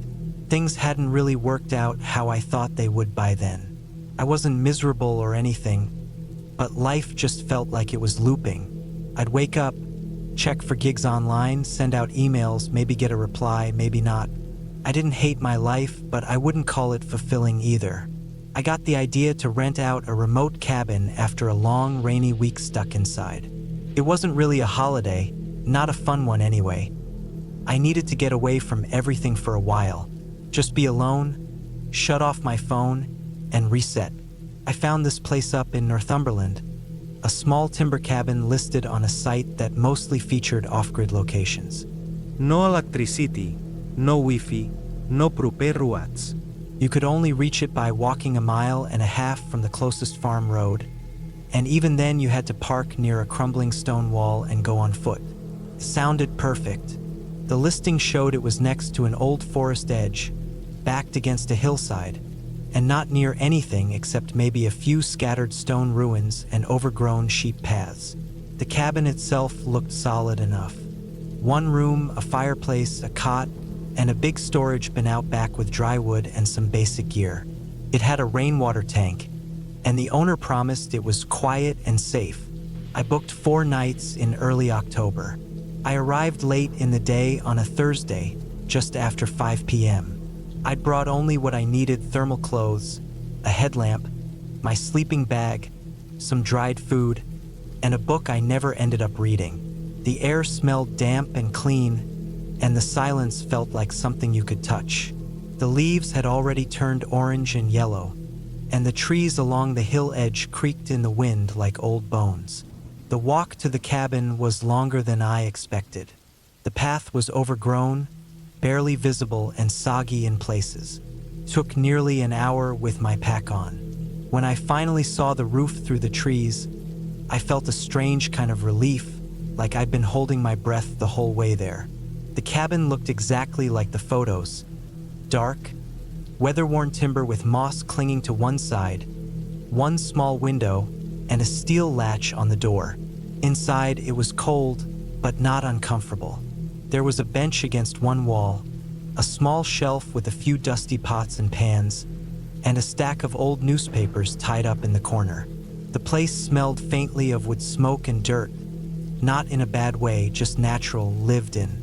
I set my bag down, rolled out my sleeping bag on the cot, and got a fire going with the dry logs. The silence outside was deep and constant, not even birdsong. That first night was uneventful. I ate, I sat by the fire for a bit, I even wrote in the small notebook I'd brought. I didn't check my phone once. Felt good. I fell asleep early and slept solid until morning. The second day, I went for a walk toward the woods behind the cabin. There wasn't a marked trail, but I followed a game path that twisted along the ridge. The trees grew thick and low there, and the wind made them groan when it blew just right. I found the remnants of a stone wall partly collapsed near a patch of stinging nettles, and further up the ridge, there was what looked like the remains of a dry stone hut. It had no roof, and half the stones had tumbled down the slope. Something about the way the stones had been placed looked deliberate, old but cared for once. I spent most of the day wandering. I saw no people, no cars, not even birds. I don't know why that didn't strike me as weird at the time, but I guess I just thought I'd finally found the peace I wanted. I didn't head back to the cabin until late afternoon. It was that evening when I saw her for the first time.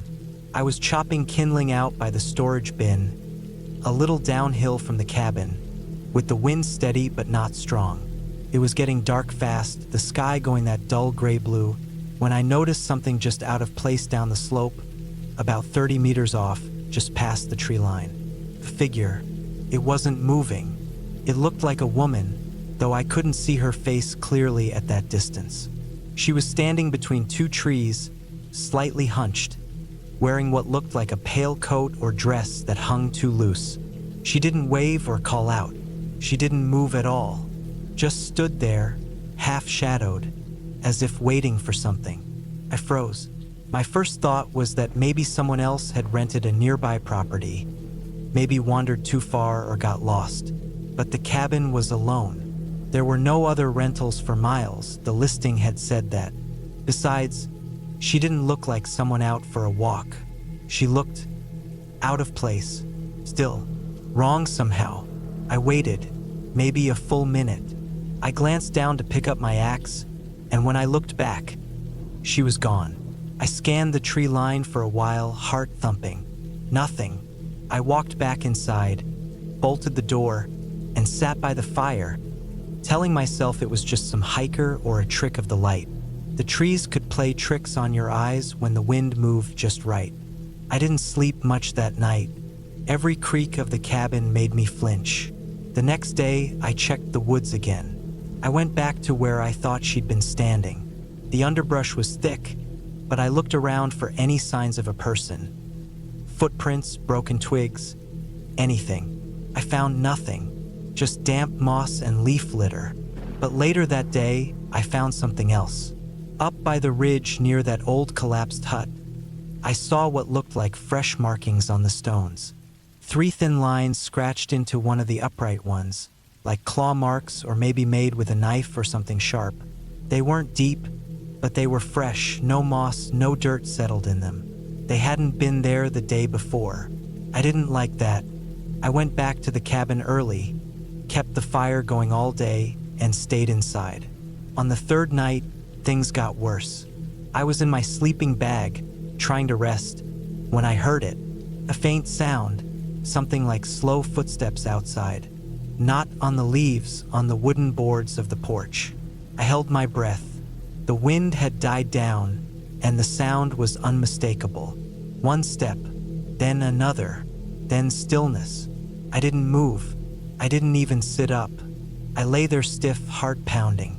Then there was another sound, like fingers brushing the wall outside, moving slowly along the timber.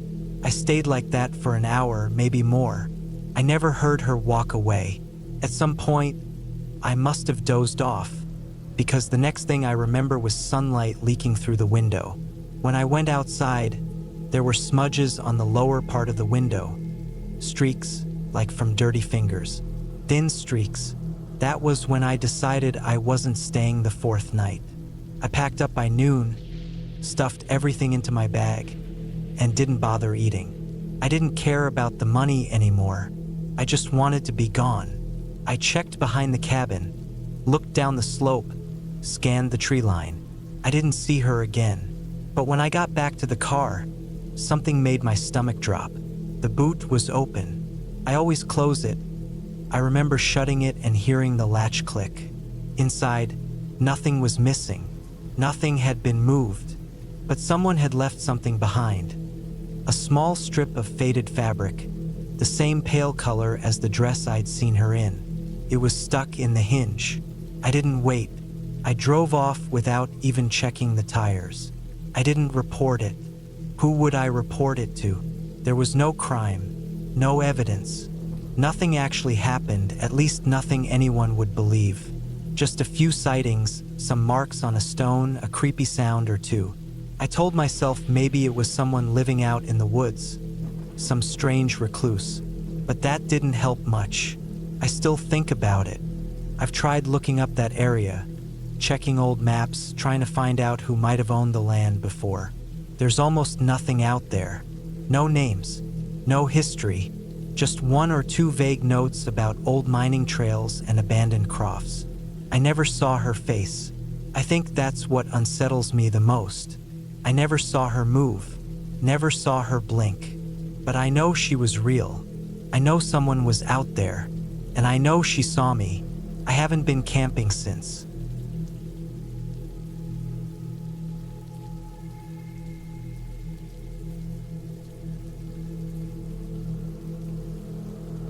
My name's Derek Langston.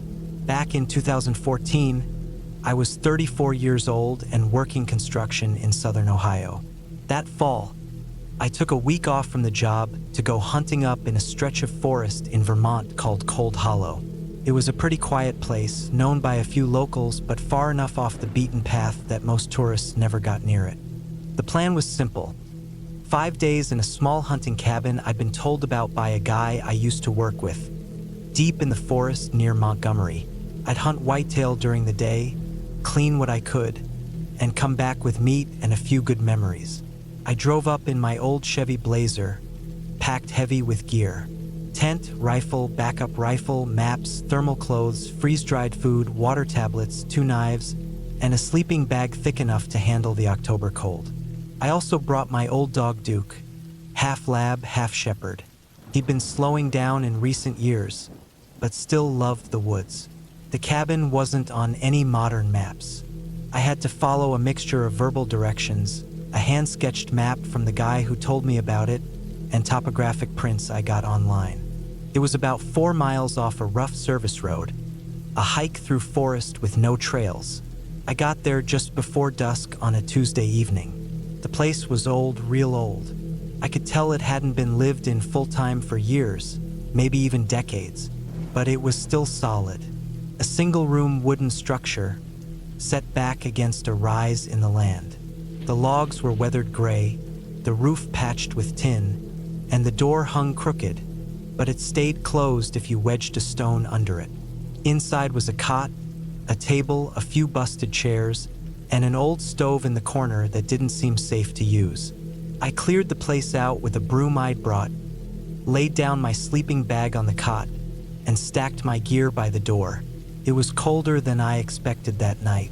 The wind cut through the trees, and I could hear it scraping branches across the roof. Duke was uneasy, pacing for a while before settling under the table. I stayed up with a flashlight, writing in a little notebook and listening to the sounds outside. Just wind and the occasional crack of trees shifting. I was used to that. I'd camped alone before. The next morning, I set out with Duke just after sunrise. I wanted to scout the area, check for signs, maybe set up somewhere quiet. The land behind the cabin dropped into a wide basin surrounded by dense hardwoods. I walked for miles, slow and quiet, noting a few deer tracks, a downed tree covered in rubs, and one set of fresh droppings. Around midday, I found a narrow creek. It wasn't on any of the maps I had. The water was cold and ran clear, shallow over rocks and through thick brush. Duke drank from it while I crouched and filled a bottle. That's when I noticed the boot print. Just one. Deep, clear, and pointing upstream. It was fresh, maybe an hour old at most. I hadn't seen anyone out there. I hadn't passed a single truck or heard another gunshot all morning. I figured maybe it was a local hunter. Still, something about it put me on edge. The print was wide, maybe a size 12 or 13, the kind of tread you'd see on those heavy-duty boots. But it was the depth that struck me. Whoever made it was heavy, over 250 pounds easy. I waited there for a bit, just crouched with Duke. I listened. Nothing. The woods were dead silent. Not even birds. Eventually, I stood, backed away, and decided to loop back to the cabin from a different route. Back at the cabin, everything seemed the same. Nothing disturbed, door still shut. I let it go and told myself not to get jumpy. That night, though, Duke didn't sleep. He stayed low to the ground, ears perked, facing the door. I kept the flashlight next to me, dozing in short bursts. I heard a few noises outside, cracking branches, the thump of something heavy. Could have been a bear, I told myself. That was common this time of year, but I still kept my rifle across my chest and one hand on the stock. Day 3, I didn't go as far. Just worked the ridge behind the cabin, trying to get a shot. Saw nothing. No deer. No birds. The forest felt still. Even Duke didn't seem interested in sniffing around. He stuck close to me. I saw another boot print that day, this time up near a patch of dense pines. Again, just one. Again, deep. That evening, I sat on the step outside the cabin, sharpening my knife while the sun dropped behind the trees. I was thinking about cutting the trip short. It wasn't fear exactly, just a feeling like I was being watched. I couldn't explain it better than that. I'd felt it before, but not like this. It felt like whatever was out there was close, and it had been close for a while. I fell asleep early that night. I was exhausted. Sometime in the middle of the night, I woke up to Duke growling low and steady. I froze and listened. There were footsteps, not an animal. These were slow, human. Crunch, pause, crunch, closer. Then they stopped. I held my breath. Duke was trembling. I didn't move for 10 minutes. Nothing happened. No knock.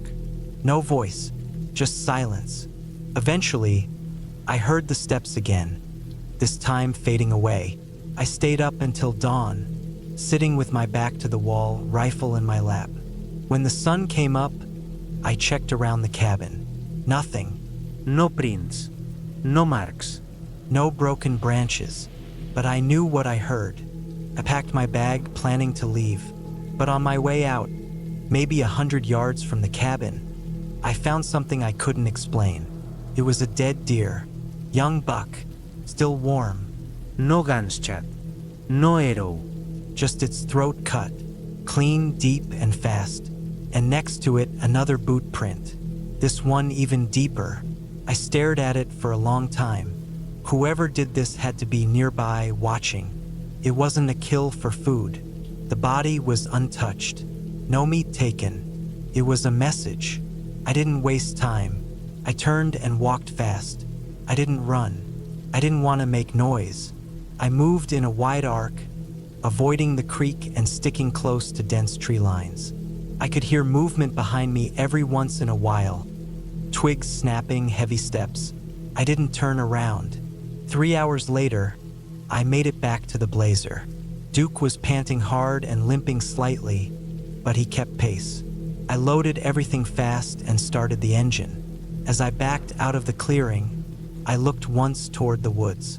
There was someone standing in the trees, just inside the shade line. Tall, heavy-set, wearing dark clothing, not moving. I drove the entire way back without stopping. Later, back home in Ohio, I called the guy who gave me the directions. I didn't tell him everything, just asked if he ever had anything strange happen out there. He paused and said, "Don't go up there alone again." That's all he said. Then he hung up. I never went back. I sold my hunting gear a few months later. Duke lived a few more years, quieter in his old age. He never wanted to leave the house after that trip. And sometimes at night, he'd wake up barking at the front door, growling low until I turned the lights on. I never figured out who that man was or why he left that deer like that. Maybe it was just someone who didn't want me in his woods. Maybe something worse. All I know is there are places out there that look empty, but they aren't. People live in them, watch them, hunt in them, and sometimes they don't want to share.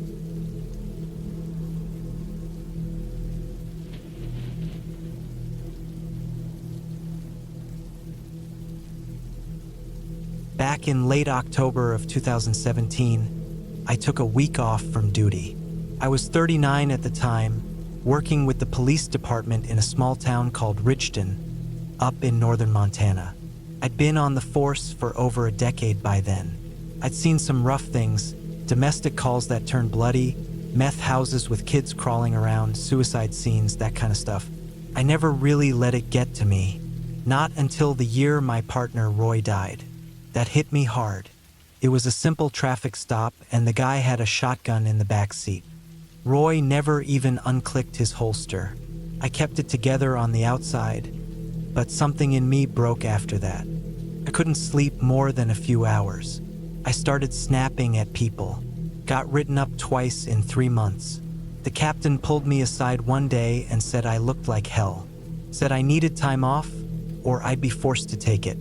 So I nodded, packed a duffel bag, and drove out to this old cabin my uncle used to own. It was about 4 hours northwest, tucked deep in the Larch Mountains, way out past the paved roads. He'd left it to me after he passed from cancer, but I hadn't been out there in years. No one had.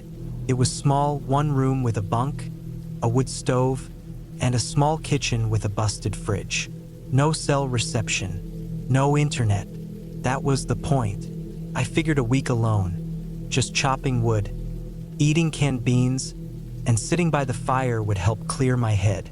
The drive was long and quiet. Once I turned off onto the gravel path that led into the woods, I didn't see another car or person for miles. By the time I reached the cabin, the sun was dipping low. It looked almost exactly how I remembered it, just more overgrown. Moss creeping up the sides. The path that led to the outhouse was barely visible anymore. I parked the truck off to the side and spent the first hour clearing brush and getting the wood stove going. There was still a small pile of split logs under the awning. I lit a fire, cracked a beer, and leaned back in the creaky chair by the window. That night, I slept like a rock, the first real sleep I'd had in months. The next day, I settled into a rhythm. I took short hikes around the area with my old hunting boots, mostly to make sure no animals had moved in. There was a weird smell near the back of the cabin, like damp earth and something sour, but I figured it was just rot from the shed. I opened it up and found a few rusted tools and a moldy tarp. Nothing worth keeping. On the third day, I found the trail. It was narrow, overgrown, and definitely not something I remembered. Cut through the trees directly behind the cabin. I almost missed it. I wouldn't have noticed it at all if I hadn't been taking a piss and saw the ground looked oddly packed, like someone had walked it recently. I figured it was just a game trail, deer or maybe elk. Still, I followed it for about 30 minutes, careful to mark trees with my knife as I went.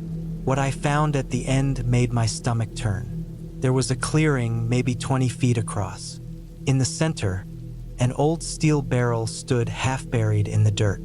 Around it were scraps of torn plastic, broken glass, and scattered bones. At first, I thought it was animal remains, but when I got closer, I knew better. These bones weren't from any deer. I'd seen enough corpses to know a human femur when I saw one. I crouched down, using the back of my knife to clear some dirt. Sure enough, the barrel was scorched black inside, burned from the inside out. I didn't touch anything else. Just stood there for a long minute, the hairs on my arms stiff. Whoever had used that barrel didn't want to be found. And judging by the moss and leaves that had grown around the spot, it hadn't been that long ago. Maybe a few years, maybe less. I hiked back fast, keeping one hand on my sidearm. That night, I didn't light a fire. I kept the lantern low and double-checked the locks on the door and windows. I barely slept. Every creak from the trees outside made my heart jump.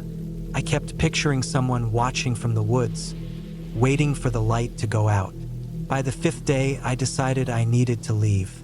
I'd seen too much. Maybe the bones were from some old accident, maybe not. But I didn't want to be caught alone out here if whoever did that came back.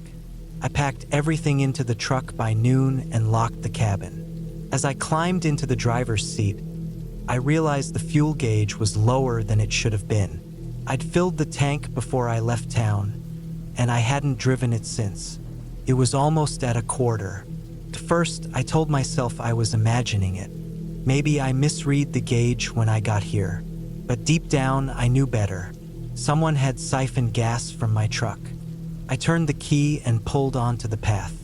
The forest felt tighter than before, the trees pressing in from both sides. I kept glancing in the mirrors. Every now and then, I thought I saw movement. A shadow stepping off the trail, something darting behind a tree. But every time I stopped and looked, there was nothing. About 2 miles from the highway, I hit something. It was fast. A flash of tan and white fur, then a loud thump against the bumper. I slammed the brakes and jumped out. A deer, I thought. Maybe a coyote. But when I checked the road, there was nothing. No animal. No blood. Just a fresh dent in the front and drag marks that went off into the trees. I didn't follow them. I got back in the truck and kept driving. When I finally hit the highway, I drove straight to the sheriff's office in Stanton County, which was the closest town. I told them about the bones, gave the exact location of the trail, and waited while they took my statement. The deputy looked at me like he wasn't sure if I was drunk or losing it. I showed him the dent in the truck. He nodded slowly and said they'd check it out in a day or two when they had a free unit. I drove home and didn't look back. 2 days later, a detective from Stanton called, said they found the barrel, said there were indeed human remains, but no sign of recent activity. Most of the bones were badly charred.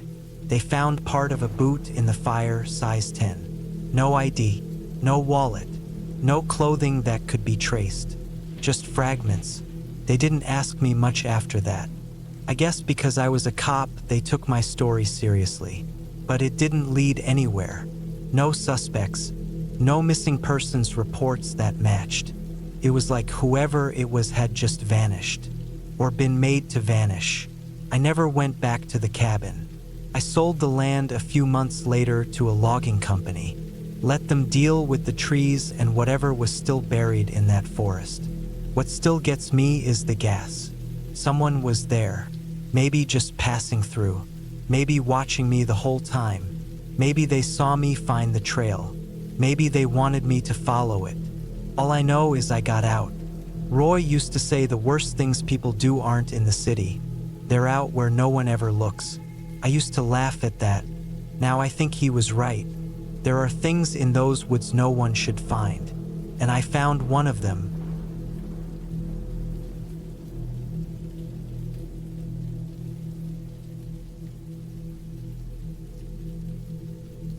My name's Ryan McIntyre. I was 36 when this happened, back in October of 2017. At the time, I was living in Reno, Nevada, working full-time as a mechanic at a transmission shop on the edge of town. I'd been working the same job for nearly 9 years, and I liked the routine of it, the simplicity. But I'd gotten to a point where I needed a break. Something just felt off. Too much noise in my head. Too many hours staring at car parts under dim lights. I felt like my chest had been tightening every week, like I was suffocating indoors.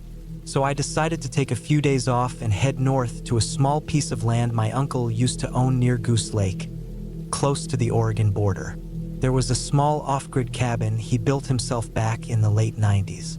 When he died, the property got passed around a bit in the family, but nobody really used it. It was in a pretty remote spot, surrounded by dense pine woods, a few dirt logging roads, and not much else.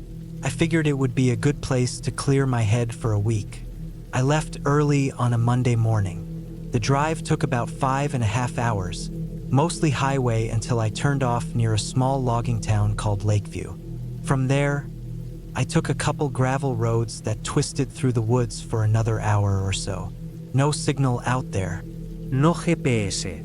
I had a paper map and some notes my cousin scribbled down for me years ago, showing me how to find the turnoff. The dirt road to the cabin wasn't marked. Just a faint path with weeds growing in the middle and old ruts cutting through the soil. When I finally got to the cabin, I had to park about 50 yards down from it because a fallen tree blocked the trail.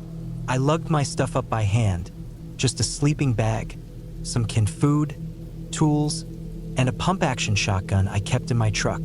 I wasn't expecting trouble, but when you're that far out, it's better to be ready for anything. The cabin itself was exactly how I remembered it. Wooden walls darkened by weather, a sagging porch, and a rusty tin roof that creaked in the wind. It was maybe 16 by 20 feet. One room with a wood stove, a cot, a small table, and a couple chairs. The back window had a crack in it, but it wasn't broken through. The air smelled like old pine and mice. I swept out the dust, opened the windows to air it out, and started a small fire in the stove to chase the cold away. That first day passed without anything strange. I cooked some beans over the fire, read an old magazine I found in the cabin, and watched the sky turn orange through the trees as the sun dipped low. It was dead quiet, not even the sound of planes. Just wind in the trees and the occasional chirp from birds that hadn't flown south yet. That night, I fell asleep early on the cot, listening to the creaks of the cabin settle around me. The next morning, I went for a hike along a dried-up creek bed I'd remembered from my childhood. I followed it about 2 miles out before looping back toward the cabin. On the way back, I found a set of boot prints in the mud that I knew weren't mine. Too big and deeper in the toe, like the person had been moving fast, maybe running. The trail was maybe half a mile from my cabin. The prints went off into the trees and disappeared. I stood there a while just looking. My first thought was a hunter, maybe someone from town, but it didn't sit right. There were no tire tracks on the trail coming in, no signs anyone had been through recently. I hadn't even heard a gunshot. I shook it off and headed back, but the rest of the day I couldn't stop thinking about those prints. That night, around 2 or 3 a.m., I woke up to a noise outside. At first, I thought it was just the wind again, but then I heard something crunching softly in the leaves. Slow steps, one after the other. Not an animal. Heavier. Human. I lay still in the dark, my ears straining. The footsteps circled the cabin slowly. I reached for the shotgun I kept by the cot and sat up, holding my breath. I didn't move to the window. I didn't want whoever it was to see me. Then the steps stopped. Nothing but silence for a long time. Maybe a minute, maybe 5. Then a light tap on the front wall, right near the door. Just once. I sat there, muscles frozen, barely breathing. I didn't move. After a few more minutes, I heard the steps move away into the woods. I didn't sleep after that. Just sat with the shotgun on my lap until the sky started turning gray. In the morning, I went outside to look. Sure enough, there were fresh boot prints around the cabin. Same deep toe marks, same big size. They circled the place once, stopped by the door, then walked off toward the trees behind the cabin. I thought about packing up and leaving right then, but some dumb part of me didn't want to be scared off. I told myself maybe it was just a local, some weirdo messing around. I kept the shotgun closer after that and made sure to wedge a chair under the door handle at night. The third day, I went down the road a ways with a hatchet to gather some firewood. I kept glancing over my shoulder the whole time. Every bird that flew up startled me. Every branch cracking made my pulse jump. I kept thinking about how isolated I was, how nobody knew exactly where I was. That night, something changed. Just after sundown, I heard a loud bang outside. Not a gunshot, more like something heavy slamming into the cabin wall. I jumped up and grabbed the shotgun. My heart was pounding so hard I felt dizzy. I stayed low and crept toward the window. I peeked out and saw nothing, but the air felt wrong. Still, pressured. Then I saw movement. Just the edge of someone slipping behind a tree about 30 feet away. They were watching. I was sure of it. I waited. I didn't go outside. I didn't yell. I didn't do anything. Just waited there in the dark until my legs went numb. Around 2 a.m., I heard the cabin door rattle like someone was trying to open it. Just once, then nothing. To first light, I packed everything. I didn't eat, didn't stop. I hiked down to the truck, loaded up, and got the hell out of there. But before I drove off, I walked around the area once more. That's when I found the footprints again, fresh ones. They led from behind a boulder about 40 yards from the cabin. And right next to the rock, I found something that still sticks with me even now. A pile of cigarette butts, burned matches, and a stained flannel shirt, balled up like someone had been camping out there, watching the place for days. Watching me, that broke something inside me. I realized this wasn't some random person just passing through. They'd been out there, tracking me, watching the cabin, moving only at night. They'd waited until I was deep asleep. They tested the door. I don't know what they wanted, but it wasn't good. I drove straight back to Reno, running on coffee and nerves. When I got home, I sat in the shower for over an hour. I didn't tell anyone for a long time. Part of me felt embarrassed, like I'd overreacted. But deep down, I knew I hadn't. Someone was out there, living in the woods, watching the cabin. I sold my share of that property a few months later. I never went back. Even now, 8 years later, I can't sleep right if I'm too far from the city. I keep a camera at my front door, keep a light on in the hallway, and I never, ever go anywhere that remote by myself again. Because out there, far from everything, there are people who live outside the rules. People who watch, people who wait, and you won't even know they're there until it's already too late.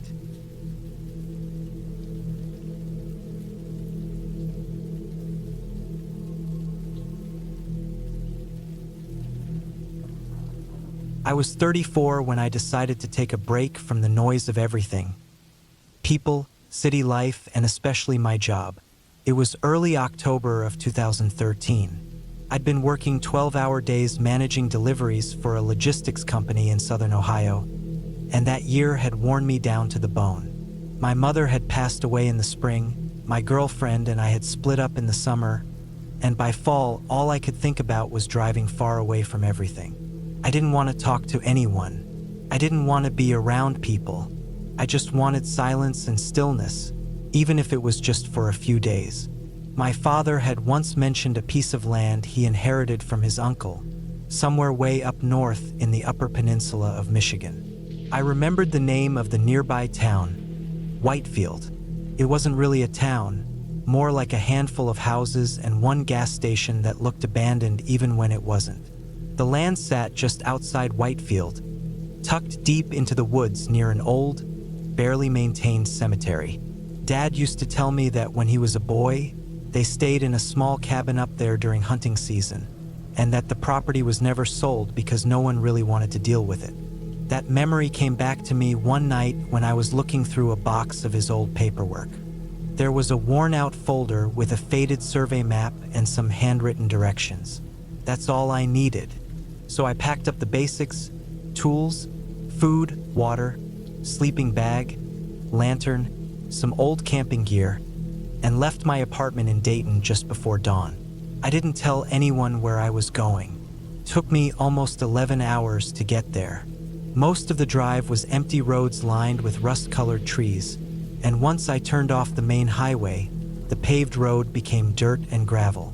There weren't any signs pointing the way, just a few old wooden markers that looked like they hadn't been replaced since the 70s. By the time I reached the clearing where the cabin was supposed to be, it was already getting dark. I'd stopped once for gas, but other than that, I hadn't seen a soul all day. The cabin was still standing, somehow. The roof looked like it had taken a beating over the years, and there was green moss all over the north-facing wall. It was small, probably 12 by 16 feet, made of gray weathered logs. The door hung crooked on its hinges, and one of the back windows had a long vertical crack running through it. Behind the cabin was a thicket of trees, and past that, the edge of the old cemetery.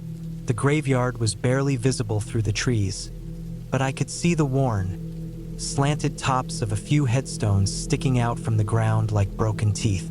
No fence around it, no sign, just the forest slowly taking it back. I unloaded the truck and checked out the inside of the cabin. Dust coated everything. There were 2 old chairs, a small table, and a rusted-out wood stove that probably hadn't been used in decades. The floor creaked, but it felt solid. I set up my sleeping bag in the corner farthest from the stove, swept out the spiderwebs, and lit the lantern.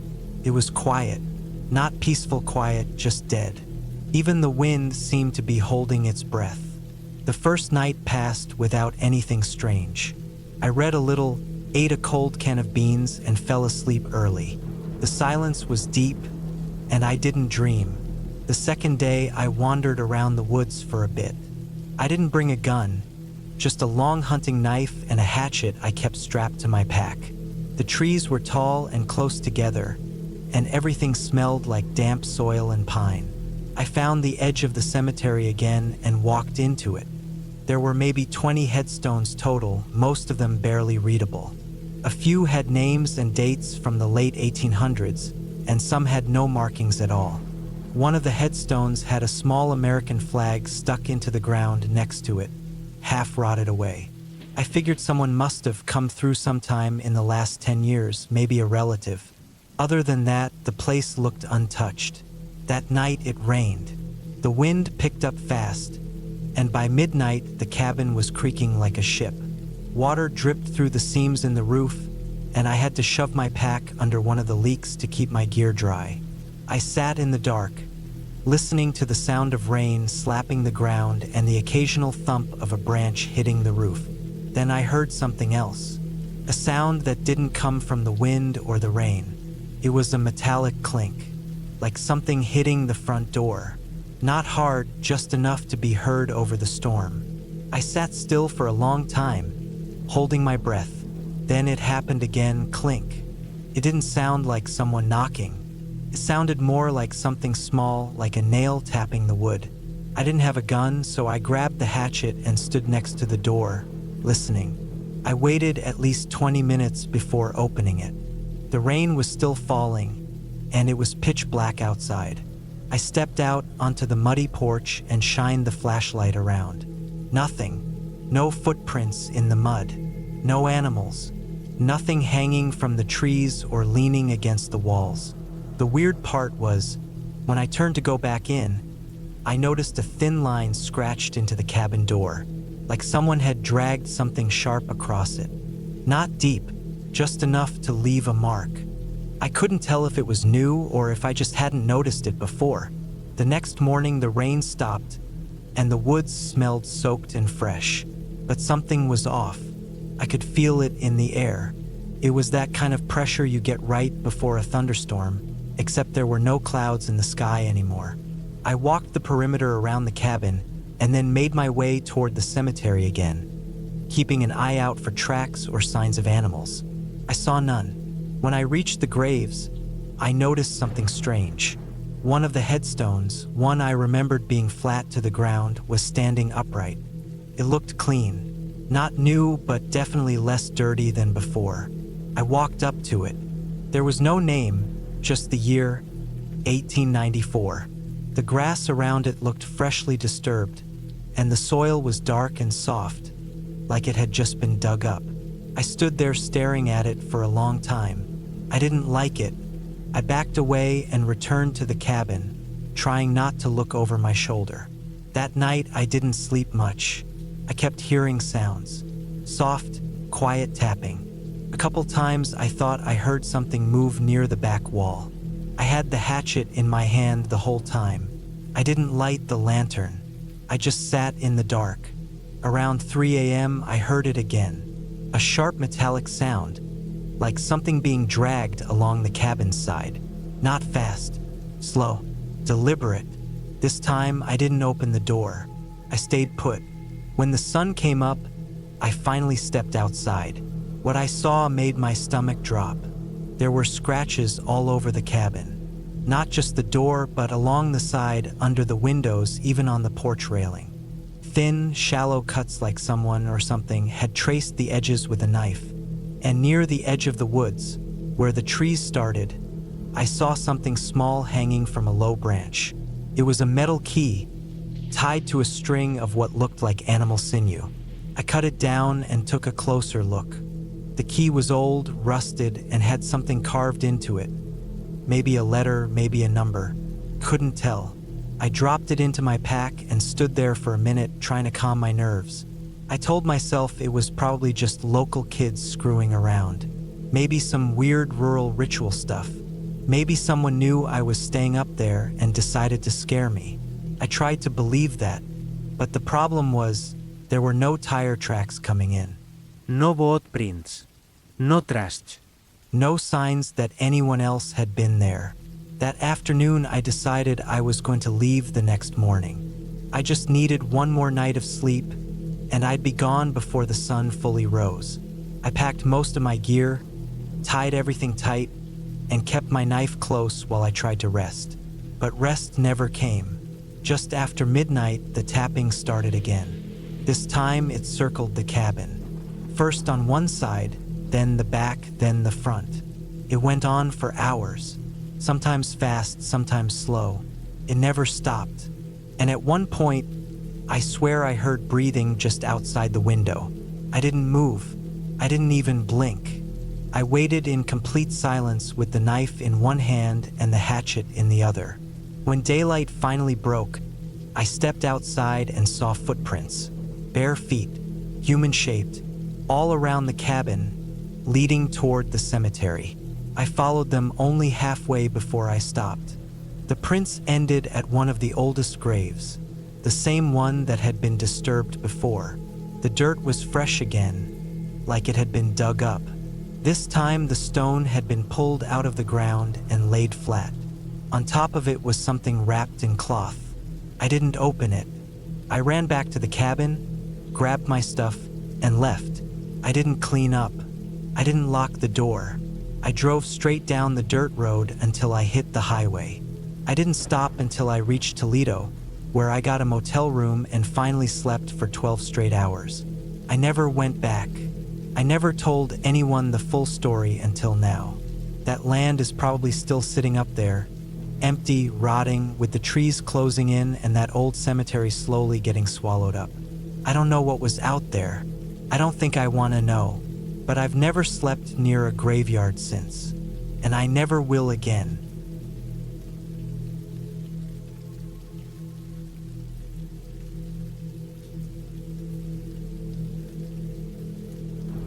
It was September 2021. I had just turned 29 and needed a break from everything, work, the city, and people in general.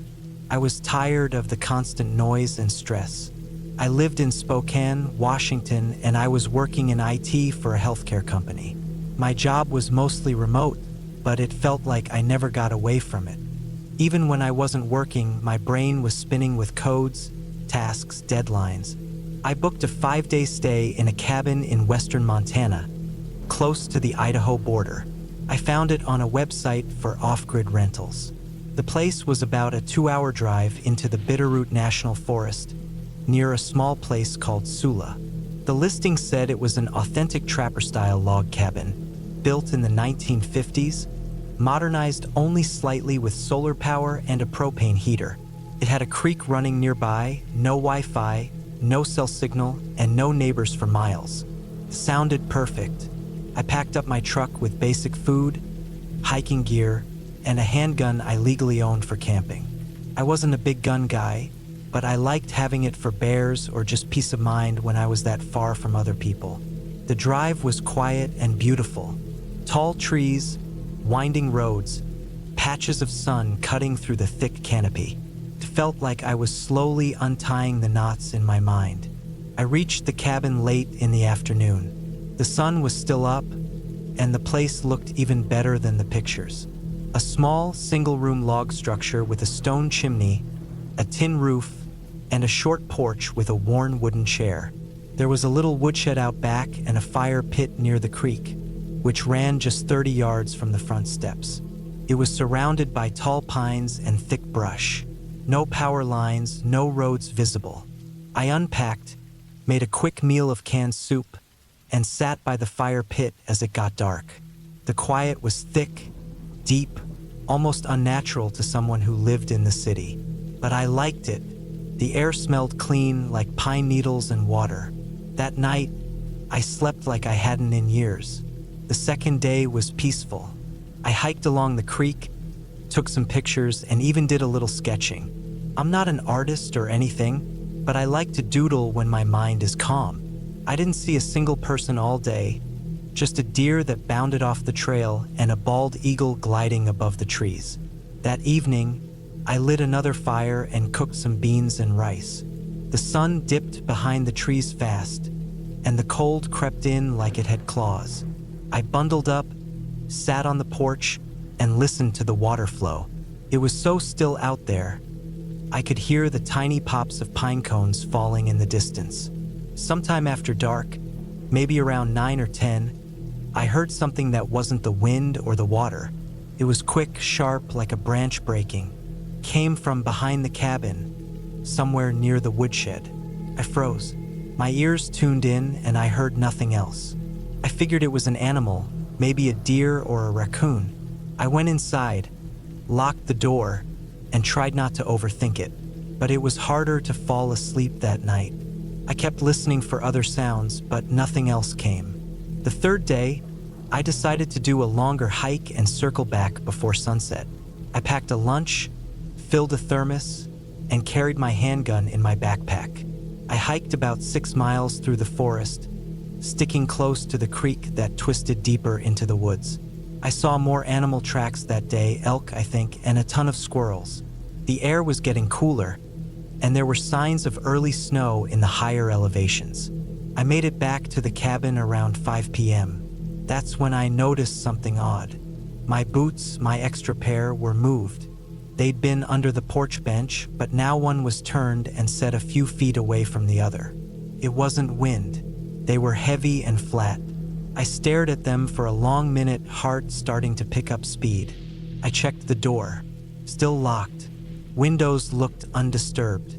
I did a slow circle of the cabin and woodshed, but didn't see anything out of place. Still, something felt wrong. That night, I didn't make a fire. I sat inside with a lantern and a book, trying to stay calm. Around 11 p.m., I heard something again, closer this time. Footsteps. Not heavy, but not animal-like either. Human. They were soft, measured, moving from the side of the cabin to the front. I turned off the lantern and went still. I waited. The footsteps stopped. I had the gun in my hand now. I didn't move for what felt like an hour, just breathing slow, straining to hear. Nothing else came. Eventually, I lay down, fully clothed, gun next to me, and tried to rest. I barely slept. On the fourth day, I had enough. I wasn't afraid of being alone in the woods, but I didn't like feeling watched. I didn't want to overreact either. Maybe it was just my mind playing tricks. Still, I decided to leave the next day instead of staying the full 5 days. I spent the daylight hours keeping close to the cabin, sharpening a stick, checking the woodshed. I didn't go far, and I didn't leave anything unattended. By the afternoon, I felt a little more normal. Maybe it had all just been nerves. Just after dusk, I heard something new, more deliberate. A dragging sound, like something heavy being pulled across dirt or gravel. I jumped to the window and looked out but saw nothing. The dragging stopped. That's when I noticed the fire pit was scattered. The rocks had been kicked out of place. I hadn't touched it since the second night, and then I saw it, a piece of clothing near the edge of the clearing. I grabbed my flashlight and stepped outside with the gun. I scanned the area. The piece of clothing was a torn, dirt-covered flannel. It wasn't mine. It looked old, like it had been out in the weather a long time. That's when I heard breathing, close, heavy, behind the woodshed. I aimed the flashlight and raised the gun. My hands were shaking now. I didn't say anything. I didn't need to. I just stood there, heart racing, waiting for something to move. but nothing did.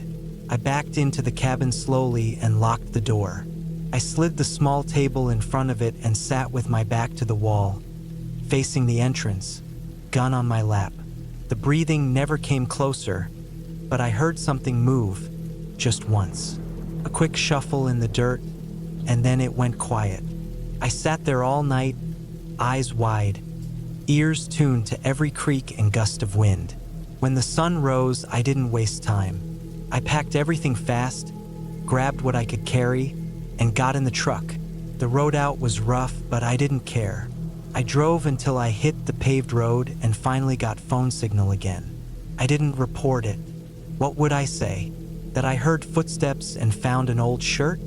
I never saw anyone. No face, no direct threat. But someone was out there, watching, maybe living out there in the woods. Maybe worse. Back home, I couldn't stop thinking about it. I replayed everything in my head. I compared the boot prints, checked if anything had been taken. Nothing had. It was like they just wanted to mess with me.